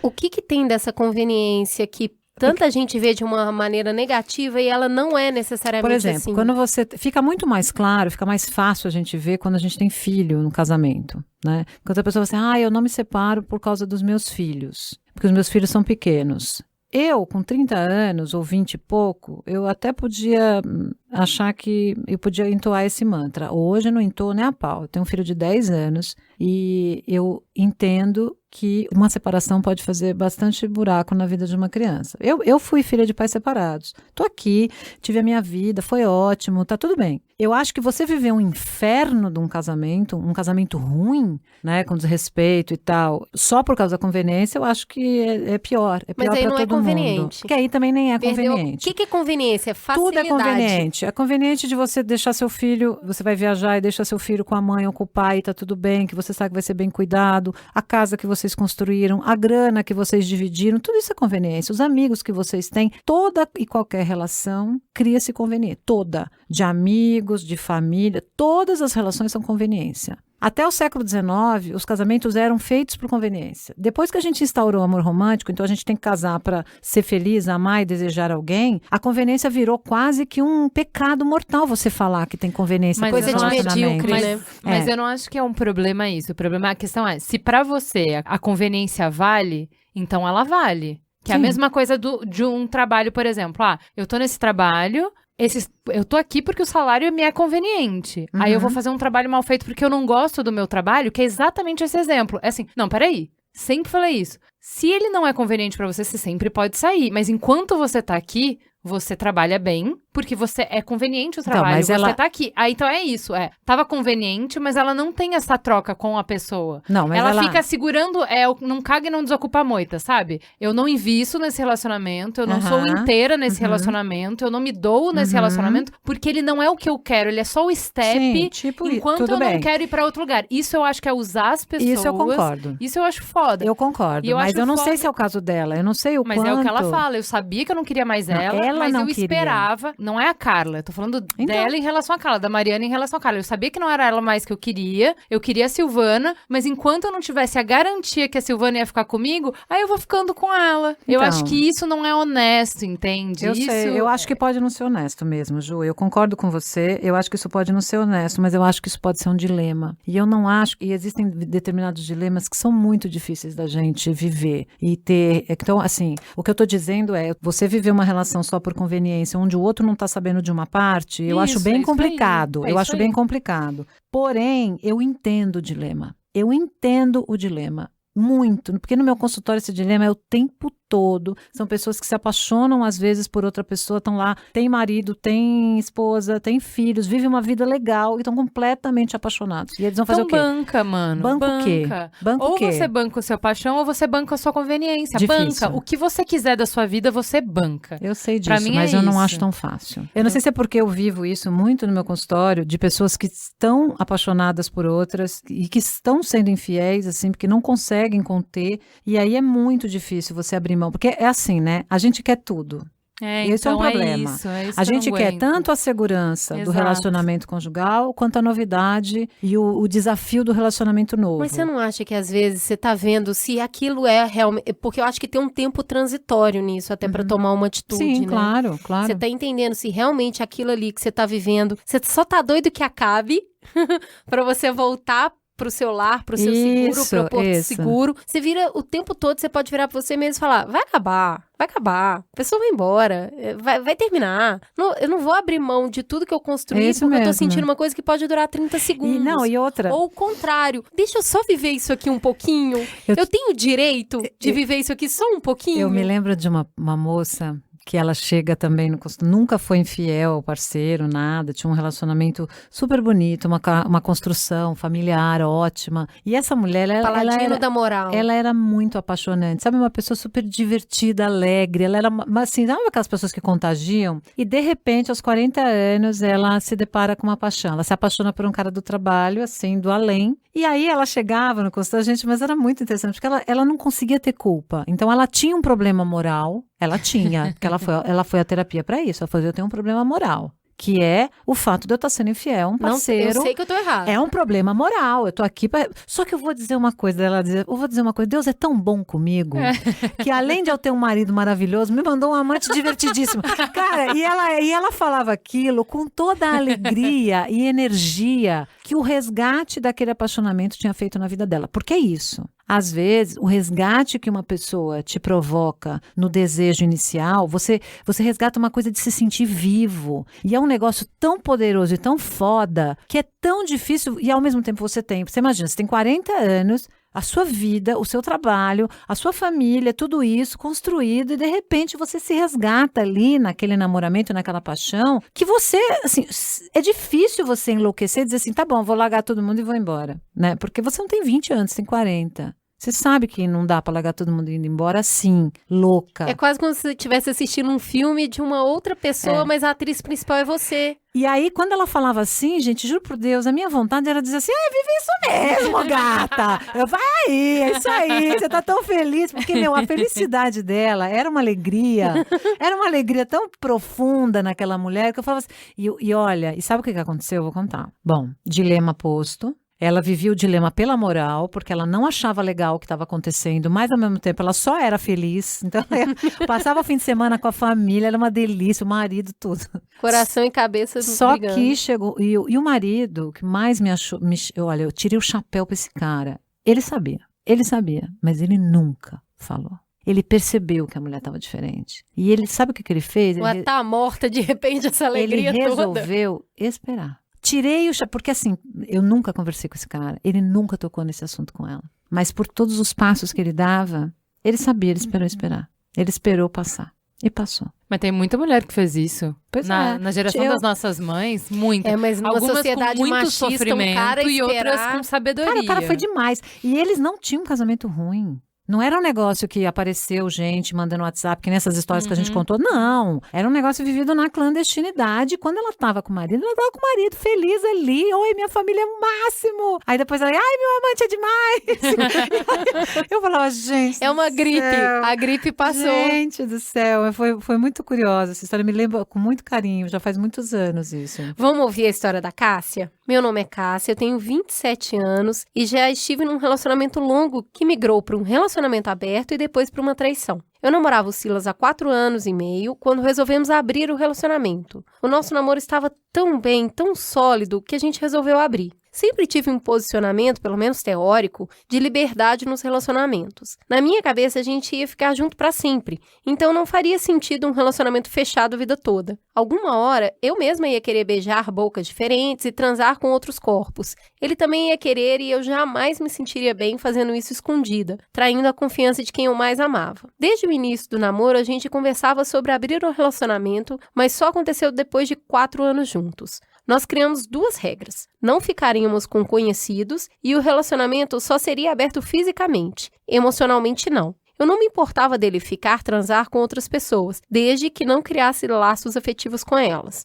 Durante 1 ano e 3 meses, nada havia mudado na nossa relação. Lembro de ter ficado uma única vez com outra pessoa e eu não senti muita vontade. Eu acredito que o Silas também não tinha ficado com muitas pessoas nesse período. Porém, quando ele ficou desempregado, com muito tempo sobrando, as coisas mudaram. O Silas começou a frequentar várias festas e bares durante a semana e a gente passava o final de semana sempre juntos. Para mim estava tudo certo, não me incomodava nem um pouco as baladas que ele frequentava sem mim. Até que em um final de semana, quando estávamos na cidade natal da família dele para um aniversário, o Silas me contou que não aguentava mais, que precisava me contar que ele estava ficando com uma outra garota há 1 mês. Fiquei um pouco chateada, mas o que me magoou de verdade foi o fato deles se encontrarem em bares e na casa dela. Enquanto eles saíam de casalzinho, o Silas mentia para mim dizendo que estava saindo com amigos. Até hoje, essa é uma das partes que mais me dói. Ele ativamente mentiu para mim durante 1 mês. Não foi omissão, foi mentira na cara dura mesmo.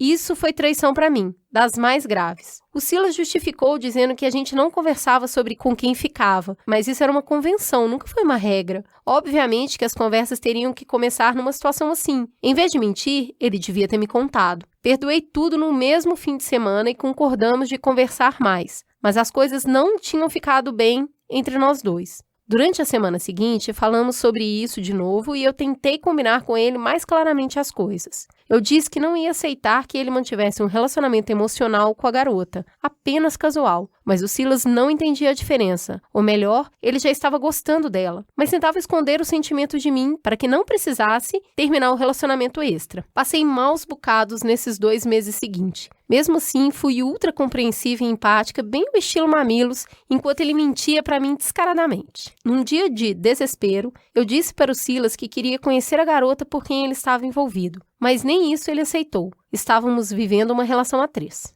No dia do nosso aniversário de 6 anos de namoro, cheguei ao meu limite e disse que não conseguia mais manter uma relação onde ele tinha uma segunda namorada. A gente não combinou isso e nesse dia, no dia do nosso aniversário de namoro, o Silas terminou comigo. Depois de uma noite horrível, ele voltou atrás, mas não por muito tempo. O Silas terminou e voltou comigo 3 vezes na semana seguinte, até que eu disse que não aguentava mais e terminei tudo de uma vez. Não sei ao certo se ele mantém um relacionamento com a garota ainda. Sei que ele estava extremamente confuso e por mais que o Silas seja uma pessoa boa, a confusão de sentimentos dele causou um profundo sofrimento em mim. Meu maior arrependimento foi fazer tudo para ser a namorada ideal, sem defeitos, hipercompreensiva e no caminho ter passado por cima dos meus sentimentos e dos meus limites. Se tem uma coisa que eu aprendi é que nunca mais vou me desrespeitar dessa forma. Pouco tempo depois eu fiz uma viagem para esfriar a cabeça, entrei no mar, lavei a alma, me livrei dos pesos que sentia. Então, nessa mesma viagem, eu conheci meu atual namorado. Foi uma paixão avassaladora que só me permiti sentir por estar totalmente livre. Nos damos incrivelmente bem, nos divertimos muito, atualmente moramos juntos e planejamos adotar um pet. Eu acredito que as coisas ruins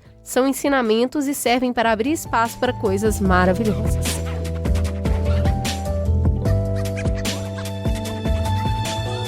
aí, Ana? O que você acha Então, dessa namorada tem várias- perfeita, sem defeitos, diva, sensata? Eu acho que tem várias pontuações. Primeiro, toda vez que a gente abre a possibilidade de relacionamentos abertos ou de terceiros, a gente corre o risco de respingar na relação, né, na primeira relação. Então, essa é a primeira questão que eu queria dizer. Mas se não abrir, corre esse risco também. Exato. Se não abre, corre esse risco, mas você sabe que eu já vi várias pessoas, assim, que evitam mesmo, que elas creem na monogamia. Eu não estou falando de pessoas que acham que a monogamia, que simplesmente adotam a monogamia como uma imposição cultural religiosa. Estou falando de pessoas que acreditam que o melhor a fazer é viver monogâmico e não ficar sassaricando e nem casa de swing, porque isso pode dar merda, sabe? Assim, que pessoas que... Não, pra evitar risco, Para né? evitar risco e que Vamos acreditam diminuir as naquilo incertezas, e né? vão Vamos lá. embora, porque esse é meu Sou projeto. dessas. Acho bonito isso. Sou dessas. Eu acho bonito quando a pessoa tem isso como uma proposta, sabe, clara, de vida mesmo. Acho muito legal. Mas se dá pra você, né? Claro, que é isso, se sem dá pra sofrimento. você. Gente, pode dar Eu por um vou- tempo, pode ser que dê por Vou 5 me anos. rolar no Isso. altar do amor. Não precisa não ser é pra isso. sempre. É, mas às eu vezes acho que é com 10 proposta. anos você revê e fala, não dá mais pra mim. Então, aí eu acho que tem uma outra coisa que a gente já falou lá no primeiro caso, que é a diferença de a gente não taxar a traição ou o traidor como uma pessoa mau caráter. Ela mesmo diz, né? O Silas não era um mau caráter, né? Ele era um cara bom, de boa índole, mas ele se confundiu e se perdeu. Mas pra mim tem coisas diferentes, e eu acho que é por isso que a gente colocou nessa sequência as histórias. Tem gente que é mau caráter, tem isso. gente que não se importa com os sentimentos dos Isso. outros, e tem vezes que a vida fica mais complicada do que a gente dá conta. Que eu acho que é bem o que essa acontece- situação, né? E eu acho que assim, tem essa leitura, tipo, eu acho que a complexidade vem dos dois lados, não vem só do lado dele, vem do lado dela, tipo, Isso. ela fala pra ele sinais complicados, que é, não, vamos, mas na verdade não era um vamos. É. E ele fala, então tá tudo bem, e aí não tava tudo bem. E aí de repente ele fala, não, mas é só sexo, não é envolvimento. E não tem essa linha tão tracejada na areia, é impossível isso, Que são entendeu? as inquietações de quem tem relacionamento aberto ou poliamor. São essas inquietações, né? Essas regras que vão surgindo, né? Ai, como é que a gente vai dar conta? Não vai dar conta. E aí, o que é isso? O que não é? Vamos ou não vamos? Então, porque a gente está aprendendo, né? As pessoas vão aprendendo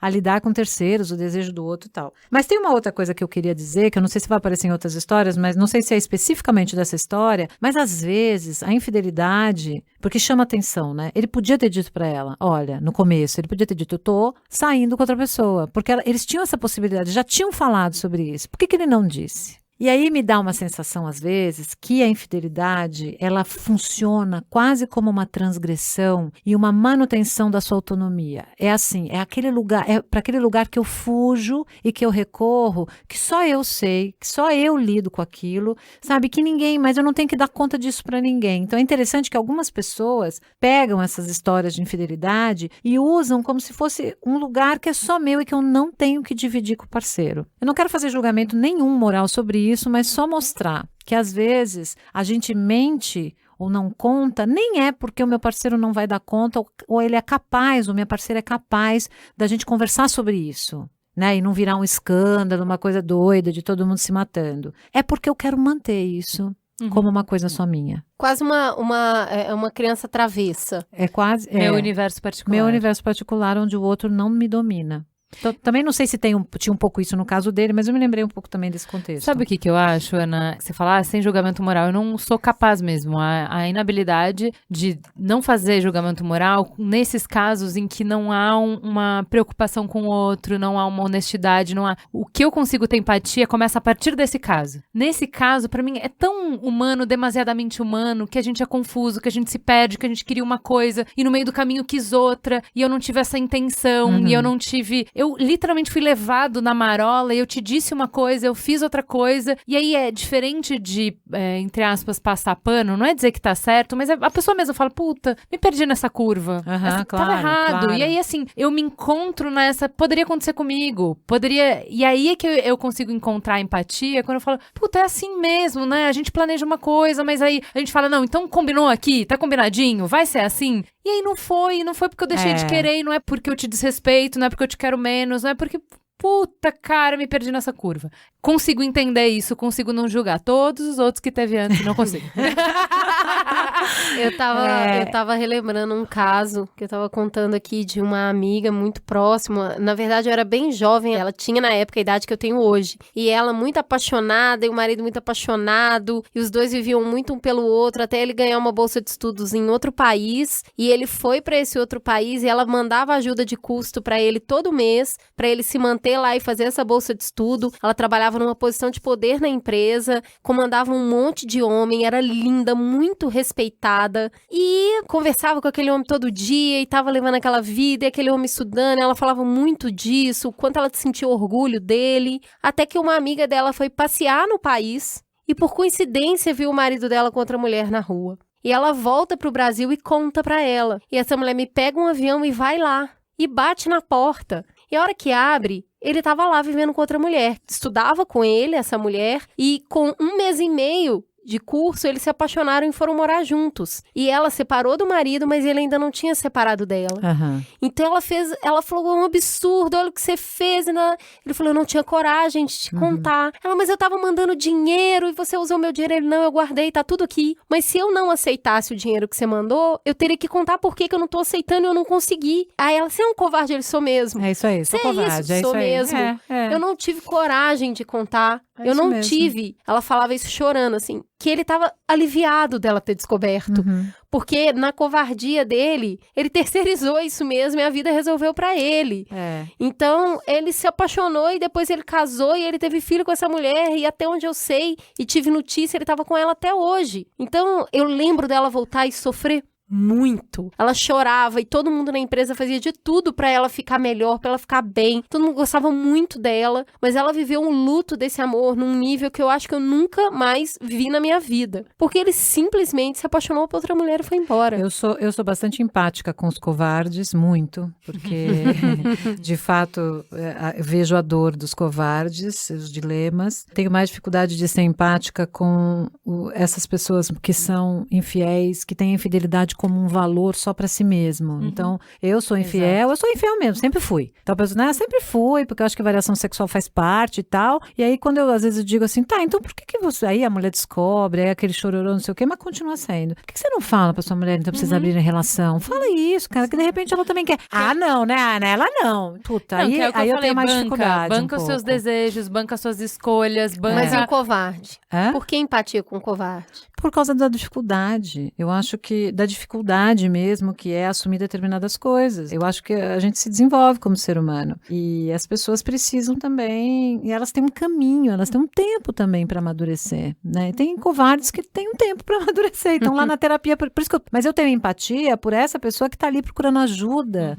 né? Para poder lidar com essa sua covardia. Né? E tá sofrendo com a sua covardia. Eu acho que eu tenho empatia por esse público, por essas pessoas, que elas estão literalmente sofrendo porque são covardes e estão ali pedindo ajuda, né? Para se empoderarem, se encorajarem para tomarem decisões e escolhas na vida. E eu sei o quanto não ser covarde também tem a ver com a sua própria história de vida, com a sua personalidade, com o seu momento de vida, né? Eu acho que a gente trabalhar as pessoas para assumirem as coisas, mesmo quando elas têm falhas morais, eu acho que a gente precisa começar isso desde pequeno, sabe? De virar e falar Pois assim, é, eu as acho pessoas também. erram. Eu costumo falar isso muito com a minha filha. As pessoas erram, eu erro, todo mundo erra. Assume seus BO. É isso aí. Isso, Fala, eu fiz errado. isso. Olha só que droga, fui eu mesma que É isso quebrei aí. isso, que Então, droga. Assume teus Mas eu B.O. acho que a gente precisa, até para incentivar as crianças a assumirem os Total. erros, a trabalhar com um sistema menos punitivista. Que é aquilo que a gente estava conversando outro dia, essa história de você ser criado numa educação binária do certo e errado, pode ou não pode, em que você tem que manipular para você não ser punido, porque é certo ou errado, é muito difícil. Você não cria pessoas que não são covardes, corajosas, né? Porque elas vão fazer o quê? Elas vão manipular para esconder a parte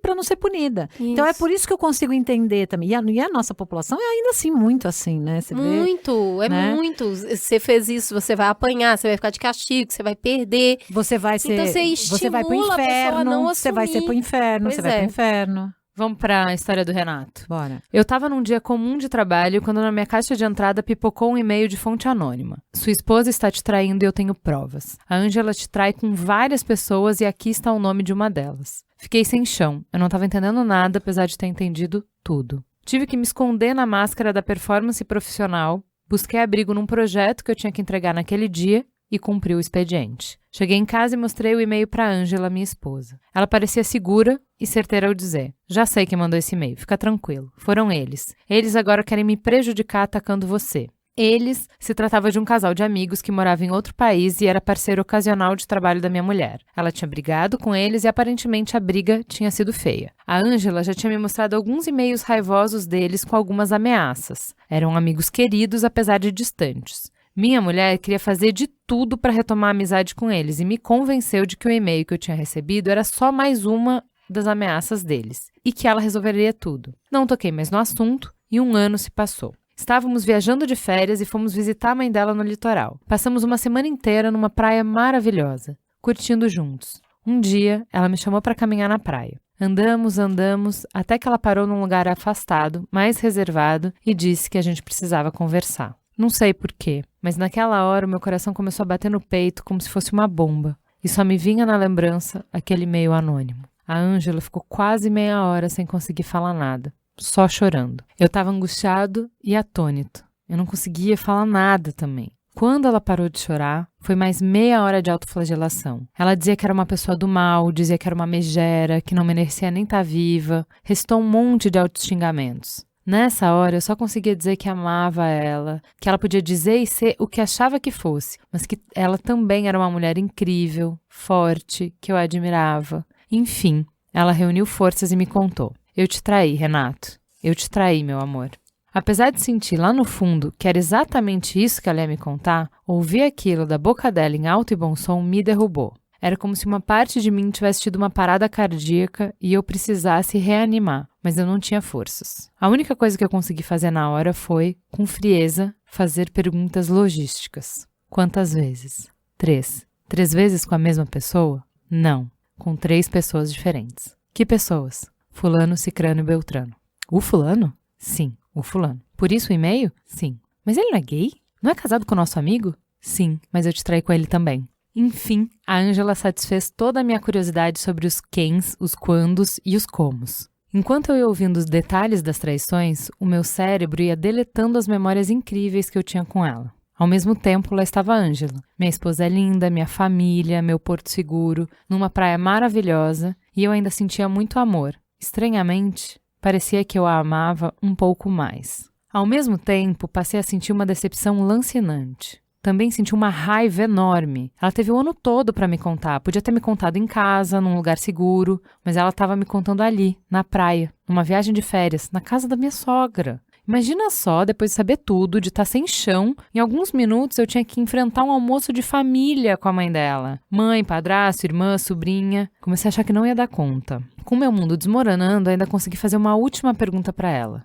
Bem corajosa essa pergunta. O que você quer agora? Ela respondeu que me amava e queria tentar de tudo pra gente dar certo de novo, pra gente ficar junto e continuar o nosso casamento. Senti sinceridade. Pensei, ok, pra esse tipo de intenção eu tenho força e energia pra tentar. Segurei a mão dela e caminhamos pela praia uns 2 quilômetros em direção à casa da mãe dela, em total silêncio, de mãos dadas, areia e água do mar.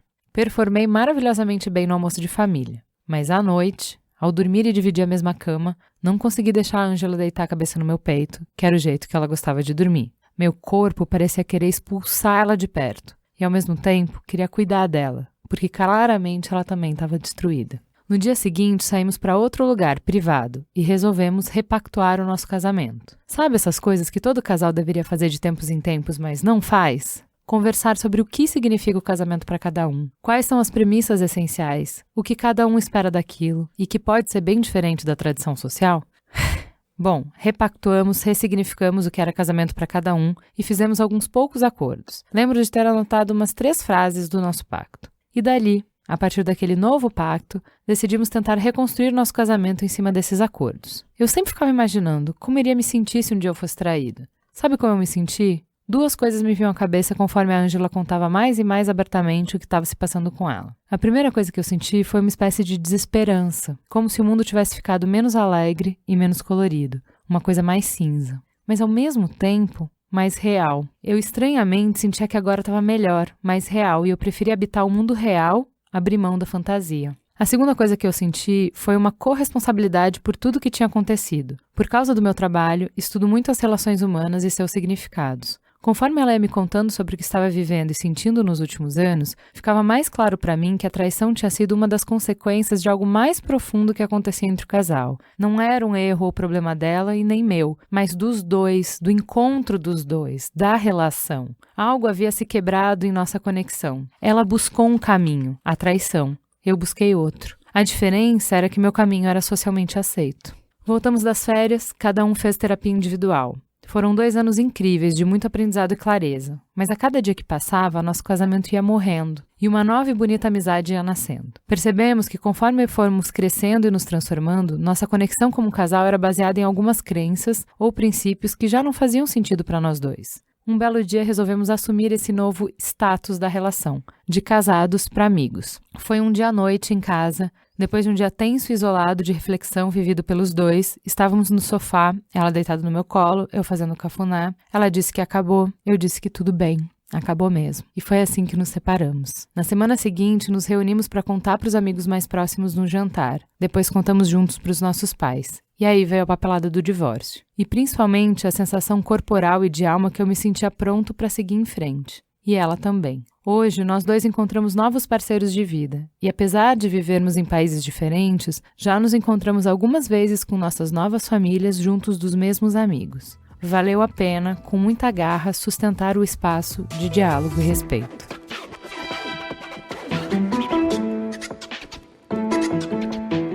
Cara, que história linda! Gente. E aí, Ana? Linda, linda, linda, linda. E aí, assim, eu vou reproduzir uma frase, acho que se não me engano é do Gaudêncio, acho, que ele dizia o seguinte: o autoconhecimento é libertador, mas sempre uma má notícia.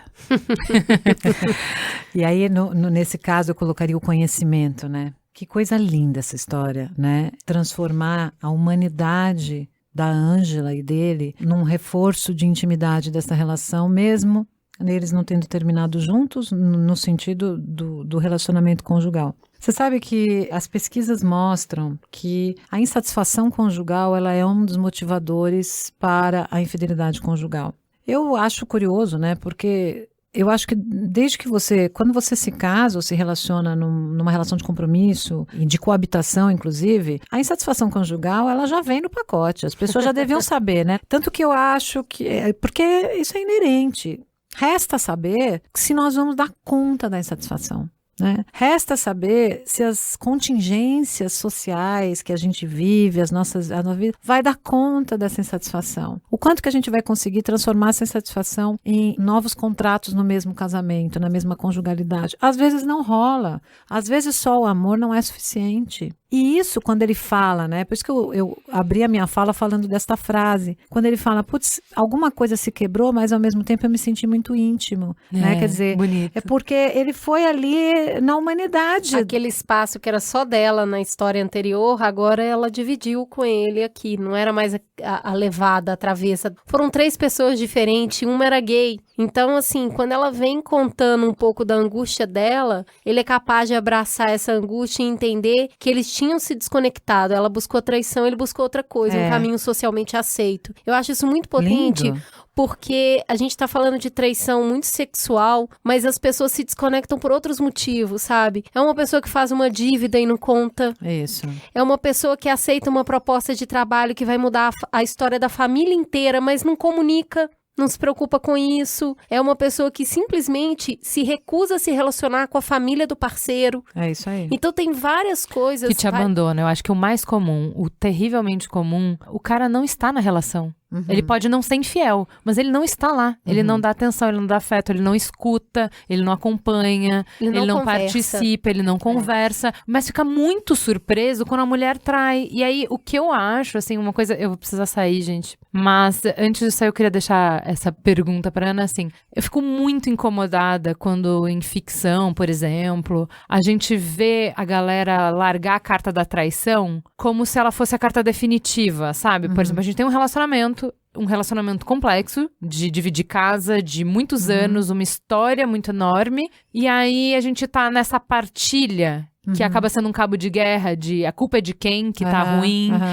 E aí eu jogo essa carta e essa é a carta indiscutível. Se você me trair, então você perdeu. Você é o errado. Eu automaticamente sou a Madre Teresa. Automaticamente eu sou a certa. E você, porque você traiu, você perdeu tudo. O jogo zerou, entendeu? Todos os pontos estão do meu lado e você tem 0 pontos. A gente chama isso de Gente, por favor, né? A gente chama isso de indenização, né? A pessoa aproveita essa história da infidelidade para pedir indenização da relação como um todo. Então agora você vai virar meu escravo e qualquer coisa eu vou meter na sua cara que você me traiu em 1920 e nós estamos em 2019. Então, essa indenização, ela até faz parte do processo de recuperação pós-infidelidade. A gente passa por isso. Só que tem uma hora que você tem que parar com isso. Você tem que escolher ou perdoar o outro ou se vingar. Mas eu entendo muito do que a Ju tá falando, que às vezes a gente tem tantas traições e a gente tá tornando a relação tão ruim, mas aí o outro trai e automaticamente tudo que você fez de ruim é apagado. Apagou, exatamente. Apagou,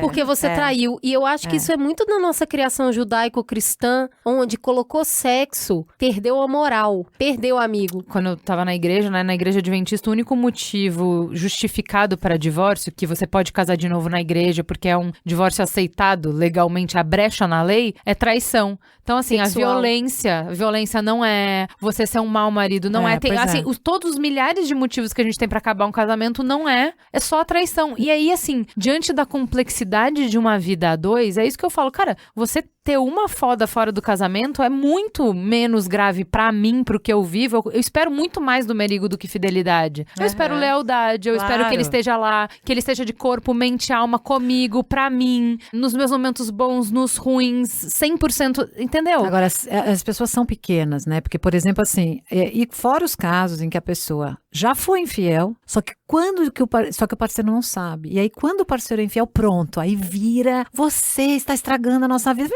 Meu filho, tu já foi infiel. Que porra é essa? Que drama é? Não, mas não vai contar. Eu falei, não é hora de contar, então? Vamos falar, botar tudo na mesa? Olha, também já aconteceu comigo. O que a gente vai fazer com essa relação? Vai virar relacionamento aberto? Não vai? Não, você acha que eu vou contar? Porra, aí também é sacanagem, sabe? É uma manipulação também do quanto que a gente não consegue dar conta. Agora, eu sempre digo para as pessoas, dá para perdoar infidelidade? Óbvio que dá. Óbvio, mas sem dúvida nenhuma eu falo isso assim, assino embaixo, vocês pegam meu CRP, meu CPF, já fui testemunha de muita história, óbvio que dá para perdoar, mas é preciso compreender a motivação.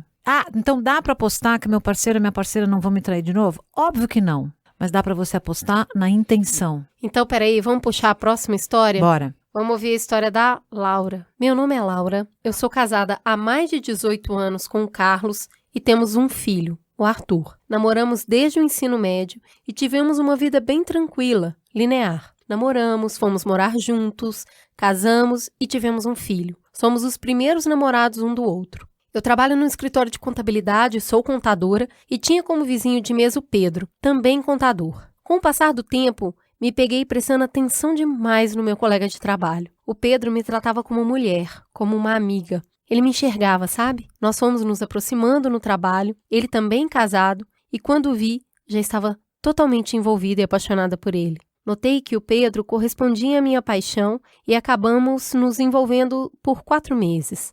Era intenso, era gostoso. Ele não me via como uma mãe de alguém, nem como uma esposa de alguém. O Pedro me via como mulher, como a Laura. Eu ficava com ele sempre que surgia oportunidade. E quando a gente não estava junto, a gente estava trocando muita mensagem. Eu falava o tempo todo com o Pedro, sabia que estava exagerando, mas eu não conseguia me controlar. E não percebi que o meu marido já andava estranhando o meu comportamento.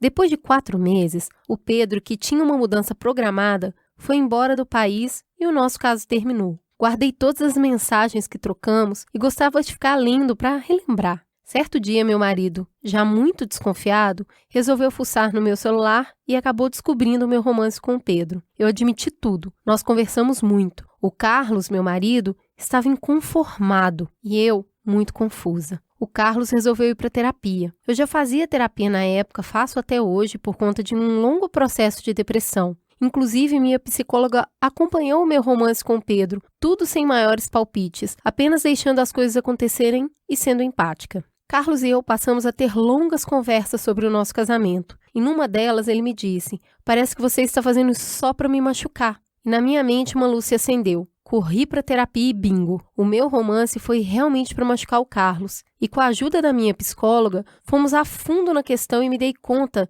que a minha depressão tinha começado ainda na gravidez. Uma gravidez que havia sido planejada, mas não desejada por mim.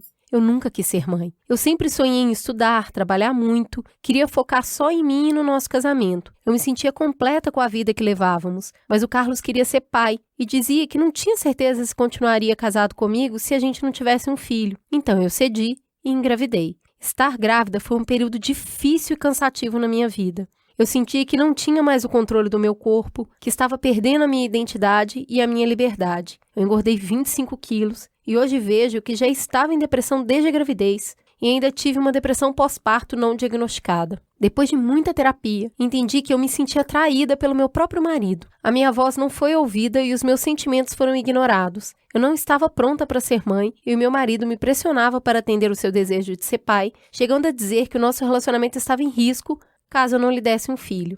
E às custas da minha saúde mental, hoje o Carlos tem um filho que tanto sonhou e eu sigo com medicação e terapia. Depois de tudo isso, saí do trabalho e ainda não tenho forças para voltar. Continuamos casados e não somos felizes, mas temos tantos anos juntos que não conseguimos seguir adiante. Não sei o que será do nosso futuro e do nosso casamento, mas o romance com o Pedro e tudo o que eu vejo depois me fizeram perceber tantas coisas erradas na minha vida que simplesmente não consigo me arrepender de nada. Amo demais o meu filho, amo mesmo, mas eu detesto ser mãe e todas as atividades envolvidas, tanto práticas quanto sociais. Não gosto do papel social da mãe. Eu acho um saco ter que socializar com as outras mães da escola, nas festas, no parque. Acho cansativo. Perder a liberdade foi muito pior do que eu imaginava que seria. E o peso da responsabilidade eterna sobre um filho é esmagadora para mim. Eu sabia disso tudo racionalmente antes da gravidez, mas entre saber e sentir, há um abismo enorme. Hoje a maternidade se tornou um pouco mais leve, mas não é fácil. O meu marido faz a parte dele, ele colabora na criação e nos cuidados com o Arthur. Sobre o Pedro, eu não me arrependo de nada. Foi um tempo onde eu me senti livre e me senti mulher, mas acho que a melhor coisa que aconteceu foi ele ter ido embora. Se o Pedro não tivesse mudado de país, não sei como seriam as coisas. Mas também não sei até que ponto o fato dele ter data marcada para ir embora facilitou que a gente se envolvesse. A gente sabia que seria algo breve. Falar tudo isso hoje para vocês só é possível depois de muita terapia. É muito difícil para mim, mas senti que precisava compartilhar a minha história. Obrigada por compartilhar uma história tão complexa, pela confiança, tão complexa, né? Quando ela vai falando, eu vou me lembrando um pouco dessa questão do terceiro na relação, né? Eu vou pedir perdão para fazer interpretação, né? Porque, de novo, eu não gosto de fazer julgamentos, mas me dá uma sensação que toda entrada de um terceiro numa relação é sempre babado e confusão no primeiro momento, né? Já é desde pequenininho. Você pega uma criança e convida outro para brincar, tá tudo bem. Você convida dois, já ferrou. Porque sempre tem a exclusão de um, você gosta mais de um do que do outro. Sempre a inclusão do terceiro é complexa. Então, quando ela fala, assim, desse terceiro como o desejo do marido dela, né? Eu quero muito um filho, sou capaz de me separar de você para ter um filho, porque eu vou ter um filho com qualquer outra mulher. Então ela sai do plano da exclusividade, dessa relação do eu e tu, e o terceiro vira uma ameaça. E desde que essa ameaça, eles concretizam essa ameaça da relação vincular, em que ela topa viver essa experiência e ter o terceiro de maneira concreta, eles nunca mais conseguiram voltar na relação eu e tu, ela e o marido. Tanto que ela vai criar uma relação eu e tu com outro, onde ela vai se sentir exclusiva, onde ela vai resgatar a individualidade, essa coisa do feminino, em que ela não tem a pressão dos compromissos e nada, porque ela não é casada com o cara, ela tem uma relação afetiva, né, de amantes, vamos dizer assim, e ela não consegue fazer esse retorno. Então, quando ela diz, né, que agora eles não estão felizes, mas eles não conseguem, eles estão juntos no projeto comum, tentando lidar com o terceiro ainda, e eles não conseguiram fazer a conexão do eu e tu de novo. É um dilema, é um desafio, né, mas é bonito ver como ela fez o caminho terapêutico, né, de poder se compreender, né, se compreender nessa relação. Eu acho que me chama muita atenção ela assumir que ela teve esse caso para machucar ele porque ela estava machucada. Acho que tem uma questão aqui que é não terceirizar os planos que você, no momento, decidiu fazer junto. Numa relação, um pode querer ter filho, o outro não, mas a partir do momento que você resolve ter, porque ela também poderia ter se separado. Eu quero, eu não quero. Bom, então a gente ou tem ou se separa. E se separar parece que nunca foi realmente cogitado a sério. Ela sentiu uma pressão muito forte e ela disse que cedeu. Então, assim, nesse momento que a gente tem escolha. Sempre tem escolha. Sempre tem. E ela é sempre dolorosa. Ficar tem um preço e sair tem um preço. E aí, nesse momento onde você sente que cedeu, você sente que você fez o desejo do outro, eu acho que algo se rompe muito forte, que a gente se sente violentada. E a partir daí é uma fatura que você vai entregar pro outro mais hora, menos hora. Então, a motivação, eu acho que é isso que a gente já falou no Sexo em Falta, em várias coisas. O sexo, eu vejo ele muito como consequência. E numa relação de 18 anos, você tem que analisar o que tá colocado, o que é posto, e tem um sofrimento grande dos dois aqui, né? Quando ela fala, ele tem o filho dele, mas às custas da minha saúde mental e física, tem muita dor envolvida nisso. Você sabe que quando eu fui ouvindo, né, eu me lembrei também dos casos de infidelidade em que os homens não conseguem lidar com a gestação da mulher, porque eles não conseguem perder um lugar do eu e tu também. Isso é muito comum acontecer, né? Então a mulher engravida e aí volta-se o foco para a mulher e para aquele bebê que vem, e o homem não consegue dar conta de perder, entre aspas, o posto que ele tinha ali na exclusividade da relação vincular, e aí ele vai buscar uma infidelidade para manter essa relação vincular com outra pessoa, já que ele acha que perdeu. Eu tô falando tudo isso, a gente está conversando, está sendo muito bom, muito rico esse tema de hoje, com todas essas histórias, para mostrar às pessoas a complexidade das relações. Eu acho muito importante isso que você falou dessa traição no puerpério, que é uma coisa muito comum que a gente ouve falar, inclusive muitas mulheres acabam cedendo a um sexo que elas não desejam, por medo desse marido sair em busca de outra pessoa na relação nesse período, né, que é um período que você tá tão incubada, que você tá tão tentando entender o que é agora o seu corpo e aquele bebê que acabou de sair. Muitos homens só conseguem entender a conexão através do sexo. Isso. Ele só consegue entender que ele é amado e que ele é querido através do sexo. Se ele não tem, ele não se sente amado, ele não se sente conectado, entra em desespero mesmo. Não me ama mais, não tem sexo? Então eu acho que desenvolver ferramentas para entender que é amado, é desejado e é querido para além do contato físico e sexual é uma ferramenta essencial para os casais. Até porque, a gente já conversou isso em outros programas, a gente tem altos e baixos de desejo, né? Dificilmente a gente tá andando plenamente junto no desejo do casal. Tem época que um tá mais e um tá menos. Se a gente não desenvolver essas ferramentas para além do sexo, para comprovação de afeto, de desejo e de acolhimento, a gente tem muita traição e muita gente magoada nesse meio. O nosso estar no mundo é a partir do olhar do outro. Eu sempre digo isso, sempre disse em todos os programas, né? A gente se faz a partir do olhar do outro, do eu e tu. Então, a gente precisa dessa referência. Toda vez que a gente vai perdendo essa referência nos relacionamentos conjugais, ou por causa da gestação, ou por causa do ciclo de vida, ou por causa do trabalho, ou por causa de XYZ, e nós vamos perder um pouco esse desejo do outro o tempo todo numa relação conjugal de média a longa duração. Pra você ter uma ideia, olha só, tem umas pesquisas que mostram que a idade média que acontece a infidelidade é dos 30 aos 40 anos. E dos 2 anos de relacionamento até os 5 anos de relacionamento. Então, normalmente a infidelidade vai acontecer mais na população com esse período de relacionamento e nesta faixa etária, que é justamente a faixa etária em que você está mais, hormonalmente você está, né, no seu ápice, é um momento em que as pessoas já saíram da faculdade, já começaram a trabalhar, já estão galgando, né, posições profissionais, estão ganhando o próprio dinheiro, se sentem mais autônomas. Então, essa coisa do estar para fora. E o tempo de relacionamento é justamente quando diminui a paixão. Então, é o período difícil. E eu sou muito solidária a ela quando ela fala das dificuldades de ser mãe, sabe? Porque, olha, quando chega o primeiro filho, eu costumo falar que é uma boa oportunidade para separar o casal. Total. O segundo eu costumo chamar de tampa de caixão. Porque, olha, se você tá na relação eu e tu, e você precisa triangular, né, pro primeiro filho que chega, quando chega o segundo, você fica tão focado em reequilibrar a atenção para 2 filhos, que o eu e tu, meu amigo, esse corredor fica gigantesco. O tu tá longe, que é uma beleza. Tá longe, né? Então, assim, a maternagem, a forma como a maternidade é colocada na sociedade é muito pesado. É verdade. É como se ninguém mais olhasse para você para além disso. Sabe, quem é essa mulher? E eu, puxa vida, eu entendo perfeitamente quando ela fala, quando eu tava com o Pedro, eu não era nada além de Laura.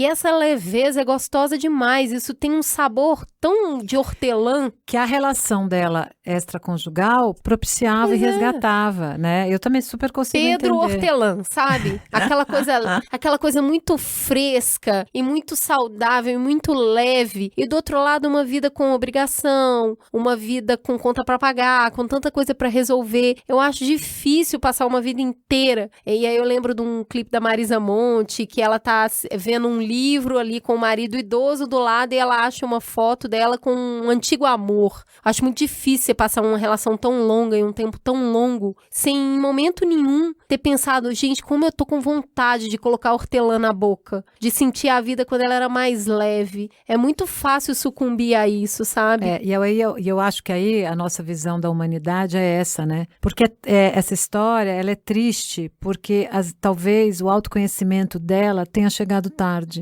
na questão do relacionamento conjugal. Porque o que a gente está dizendo ela está dizendo, olha, eu percebi o que aconteceu comigo. Eu percebi que eu tô me vingando, que eu tava com raiva desse homem, que eu cedi a um desejo dele, mas cedeu por escolha. Mas ela levou um tempo para pensar. E nesse tempo apareceu o terceiro. E hoje o relacionamento não tá bom. Então, assim, é da humanidade da gente, é do nosso tempo, é do nosso ciclo de vida. Nós fazemos essas coisas mesmo. Só que às vezes, né, esse autoconhecimento chega tarde demais.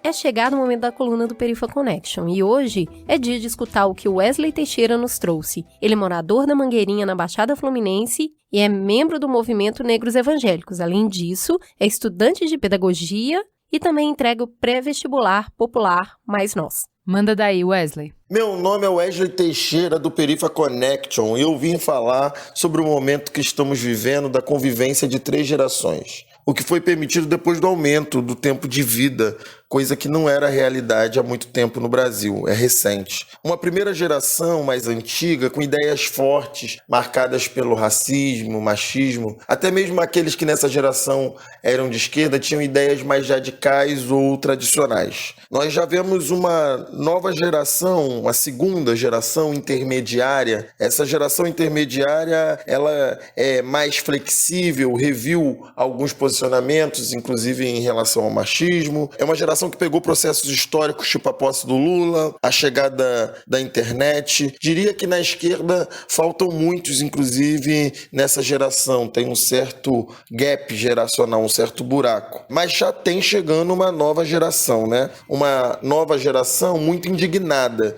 Que essa indignação é disputada tanto pela direita ou pela esquerda, que já nasce no governo Lula, que já nasce com internet, onde tem outros paradigmas, por exemplo, a questão da sexualidade é uma questão que essa geração vem trazendo, uma geração que fala e se coloca e se posiciona, porque diferente das 2 anteriores, não pegou uma ditadura ou um medo da ditadura, o que às vezes silenciava e reprimia. Então é uma geração que se coloca muito forte, que nada vai ser feito por ela sem ela, né? Nada de nós sem nós, que se vê na estética, por exemplo, uma diferença nas meninas e nos meninos negros com seus cabelos, com o seu modo de andar, de falar, com o seu modo de vestir. E estamos vivendo um momento difícil. A gente precisa saber como conviver. Talvez esse momento que a gente está passando fosse necessário para revelar, por exemplo, que o Brasil nunca foi uma sociedade pacífica, ou que nunca superamos o racismo e tivéssemos igualdade entre negros e brancos. Quem sabe esse momento não sirva para revisar a escravidão e a ditadura que foram jogadas para baixo do tapete e as suas consequências, ou esquecidas na nossa história. Talvez esse momento sirva para mostrar o que é mito e o que é verdade de fato num país que sempre fez transições lentas e graduais a partir da mão da elite.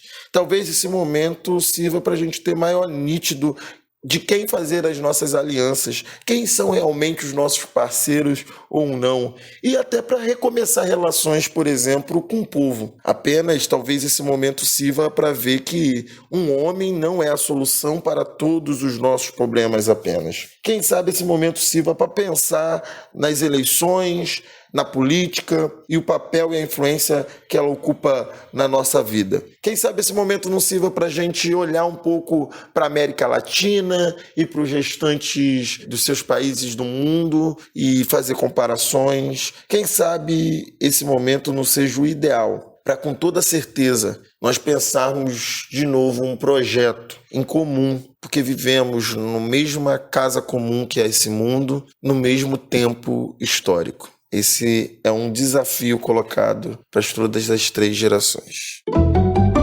Farol aceso.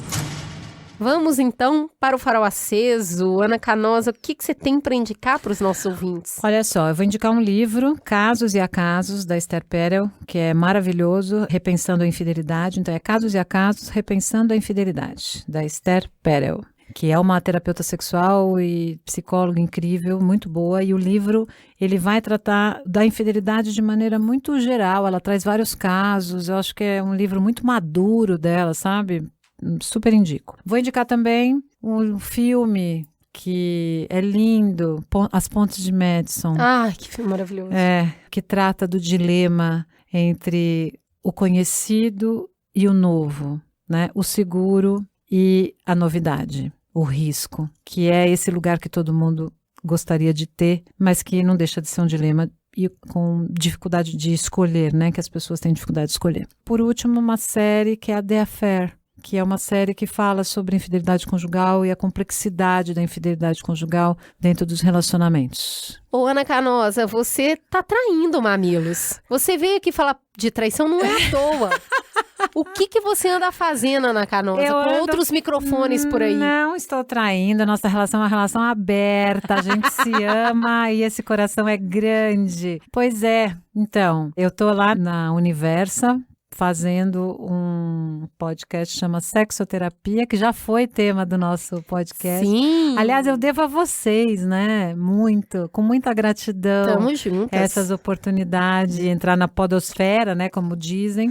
Então, a gente tá jovem. lá. A Universo é uma marca da UOL, feminina, né? E o podcast chama Sexoterapia e cada episódio é um tema específico dentro do sexo e da sexualidade. Então, a gente já falou sobre masturbação, a gente falou sobre por que a gente faz sexo, a gente já falou sobre baixa de desejo.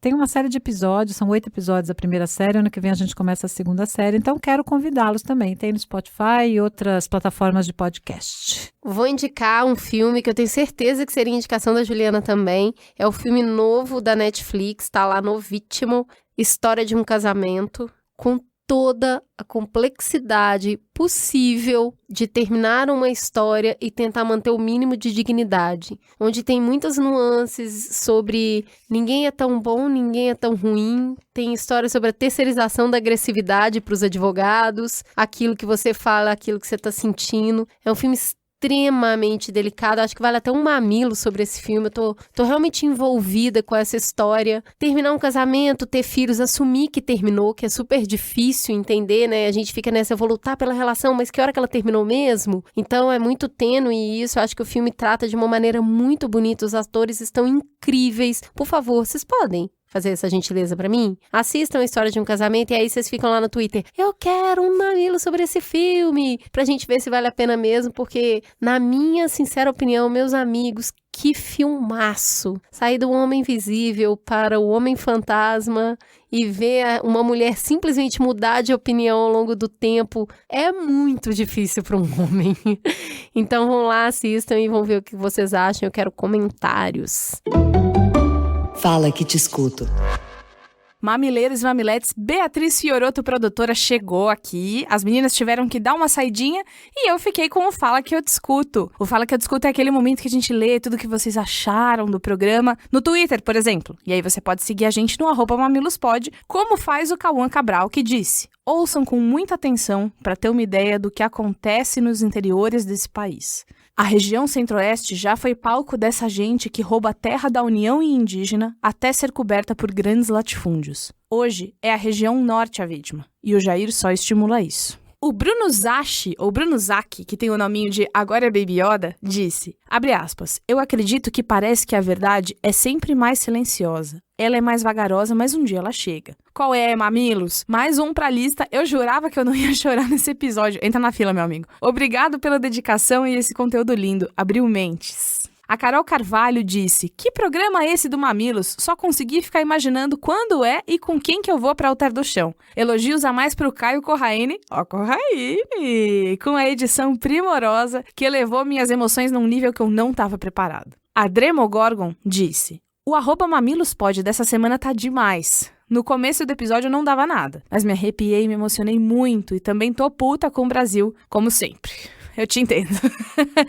No Instagram, você pode seguir a gente também, @mamilospod. Toda semana tem foto de convidado, farol aceso, inclusive farol aceso de Alter do Chão tem dicas pra vocês irem lá. E às vezes tem vídeo teaser com alguns trechinhos da gravação. A Fly Hernandes disse, vocês são maravilhosas, esse podcast foi um show. Embora seja muito triste saber que cada vez mais o desmatamento tem sido abençoado pelo Estado. Em nossa cidade, Cianorte, estamos sofrendo com uma briga contra empresários que querem usar a área protegida, nosso cinturão verde, para fazer uma estrada pessoal para facilitar acesso a um condomínio de luxo. Não é fácil, mas enquanto houver possibilidade, estaremos na luta.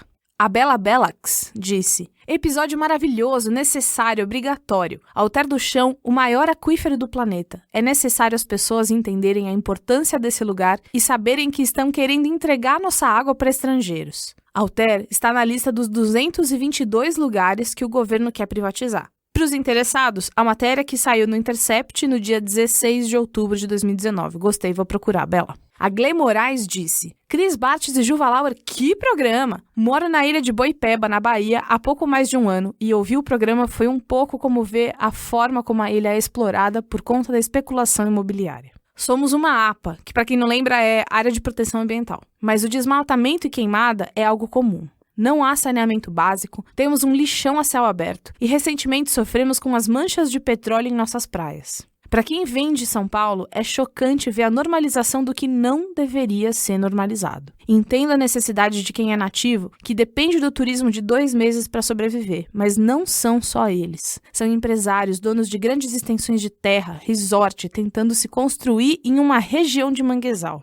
Uma exploração por conta do capital que é desesperadora. Muito obrigada, meninas e equipe mamileira, por um programa tão essencial. Obrigada a você, Gley Moraes. Você também pode mandar um e-mail e aí escrever pra gente no mamilos@b9.com.br, como fez a Flávia Barata. Ela falou o seguinte, aqui fala uma paraense que nunca foi ao Alter do Chão, por motivos de é muito caro. Nasci e morei em Belém até os 25 anos e sempre quis conhecer a vila. Hoje eu moro em Campinas há 5 anos e em 2019 eu fui a Santarém pela primeira vez. O motivo não foi dos melhores. Meu irmão, que morava em Itaituba, no oeste do Pará, estava internado lá e veio a falecer. Ele teve um AVC aos 32 anos de idade, e o atendimento precário ao extremo na cidade de origem agravou o quadro. E eu digo isso porque eu sou neurologista. Meu irmão era mamileiro, e graças a ele pude ouvir esse episódio maravilhoso, com sotaque de casa, com vozes que eu sentia que poderiam ser de pessoas bem próximas, falando sobre situações que eu crescia ouvindo nos noticiários locais. A força e a calma do Laudeco me lembra muito as pessoas mais velhas da minha família e círculo de amizades. Eles parecem ver sempre mais à frente e, como ele disse, apenas passam pela história. Não têm a visão egoísta de que precisam de mais e mais a todo custo. Desde que me formei neurologista e comecei a trabalhar, apesar da satisfação pessoal que a especialidade e a facilidade de emprego na região onde moro me trouxeram, senti um desejo de estudar saúde indígena e passar um tempo trabalhando em aldeias e comunidades. Comecei a estudar e pesquisar como faria isso, até que veio a doença e morte repentinas do meu irmão, que estava bem próximo dessas regiões nas quais eu queria trabalhar. O desejo de ajudar os povos originários continua forte, mas o medo, infelizmente, é grande. Trabalhar com a área da saúde em locais com poucos recursos é muito recompensador, porém, muitas vezes frustrante, porque além de falta de recursos, deve-se obedecer às leis não escritas do local. Eu sonho com um Pará e uma Amazônia onde fazer o que é certo, trabalhar e viver não custem tantas vidas interrompidas precocemente. Flávia, muito obrigada por você dividir com a gente sempre agradece muito toda essa confiança que vocês sentem em contar pedaços da vida de vocês pra gente. A gente se sente muito honrada. Esse episódio deu um super trabalho de produção, trabalho das meninas, elas ficarem enfiadas aqui no estúdio decupando áudio. Ficamos muito felizes que vocês tenham gostado tanto quanto a gente gostou de fazer. Foi muito importante pra gente também. Esse programa só existe porque tem a produção desta que vos fala, Beatriz Fiorotto, o apoio à pauta da Jaque Costa e grande elenco, edição de Caio Corraine com a Maremoto, a capa da Ana Paula Matias, a publicação do AG Barros, a apresentação da Juva Lauer e da Cris Bartz e fotos e vídeos da Jéssica Modono com Atrás da Moita Filmes. Fica a gostosa sensação de mais um Mamilos no Ar. Até semana que vem. Tchau!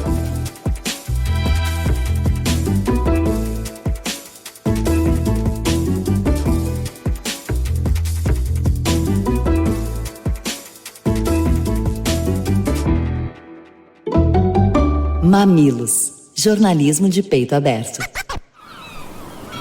Este podcast foi editado pela Maremoto.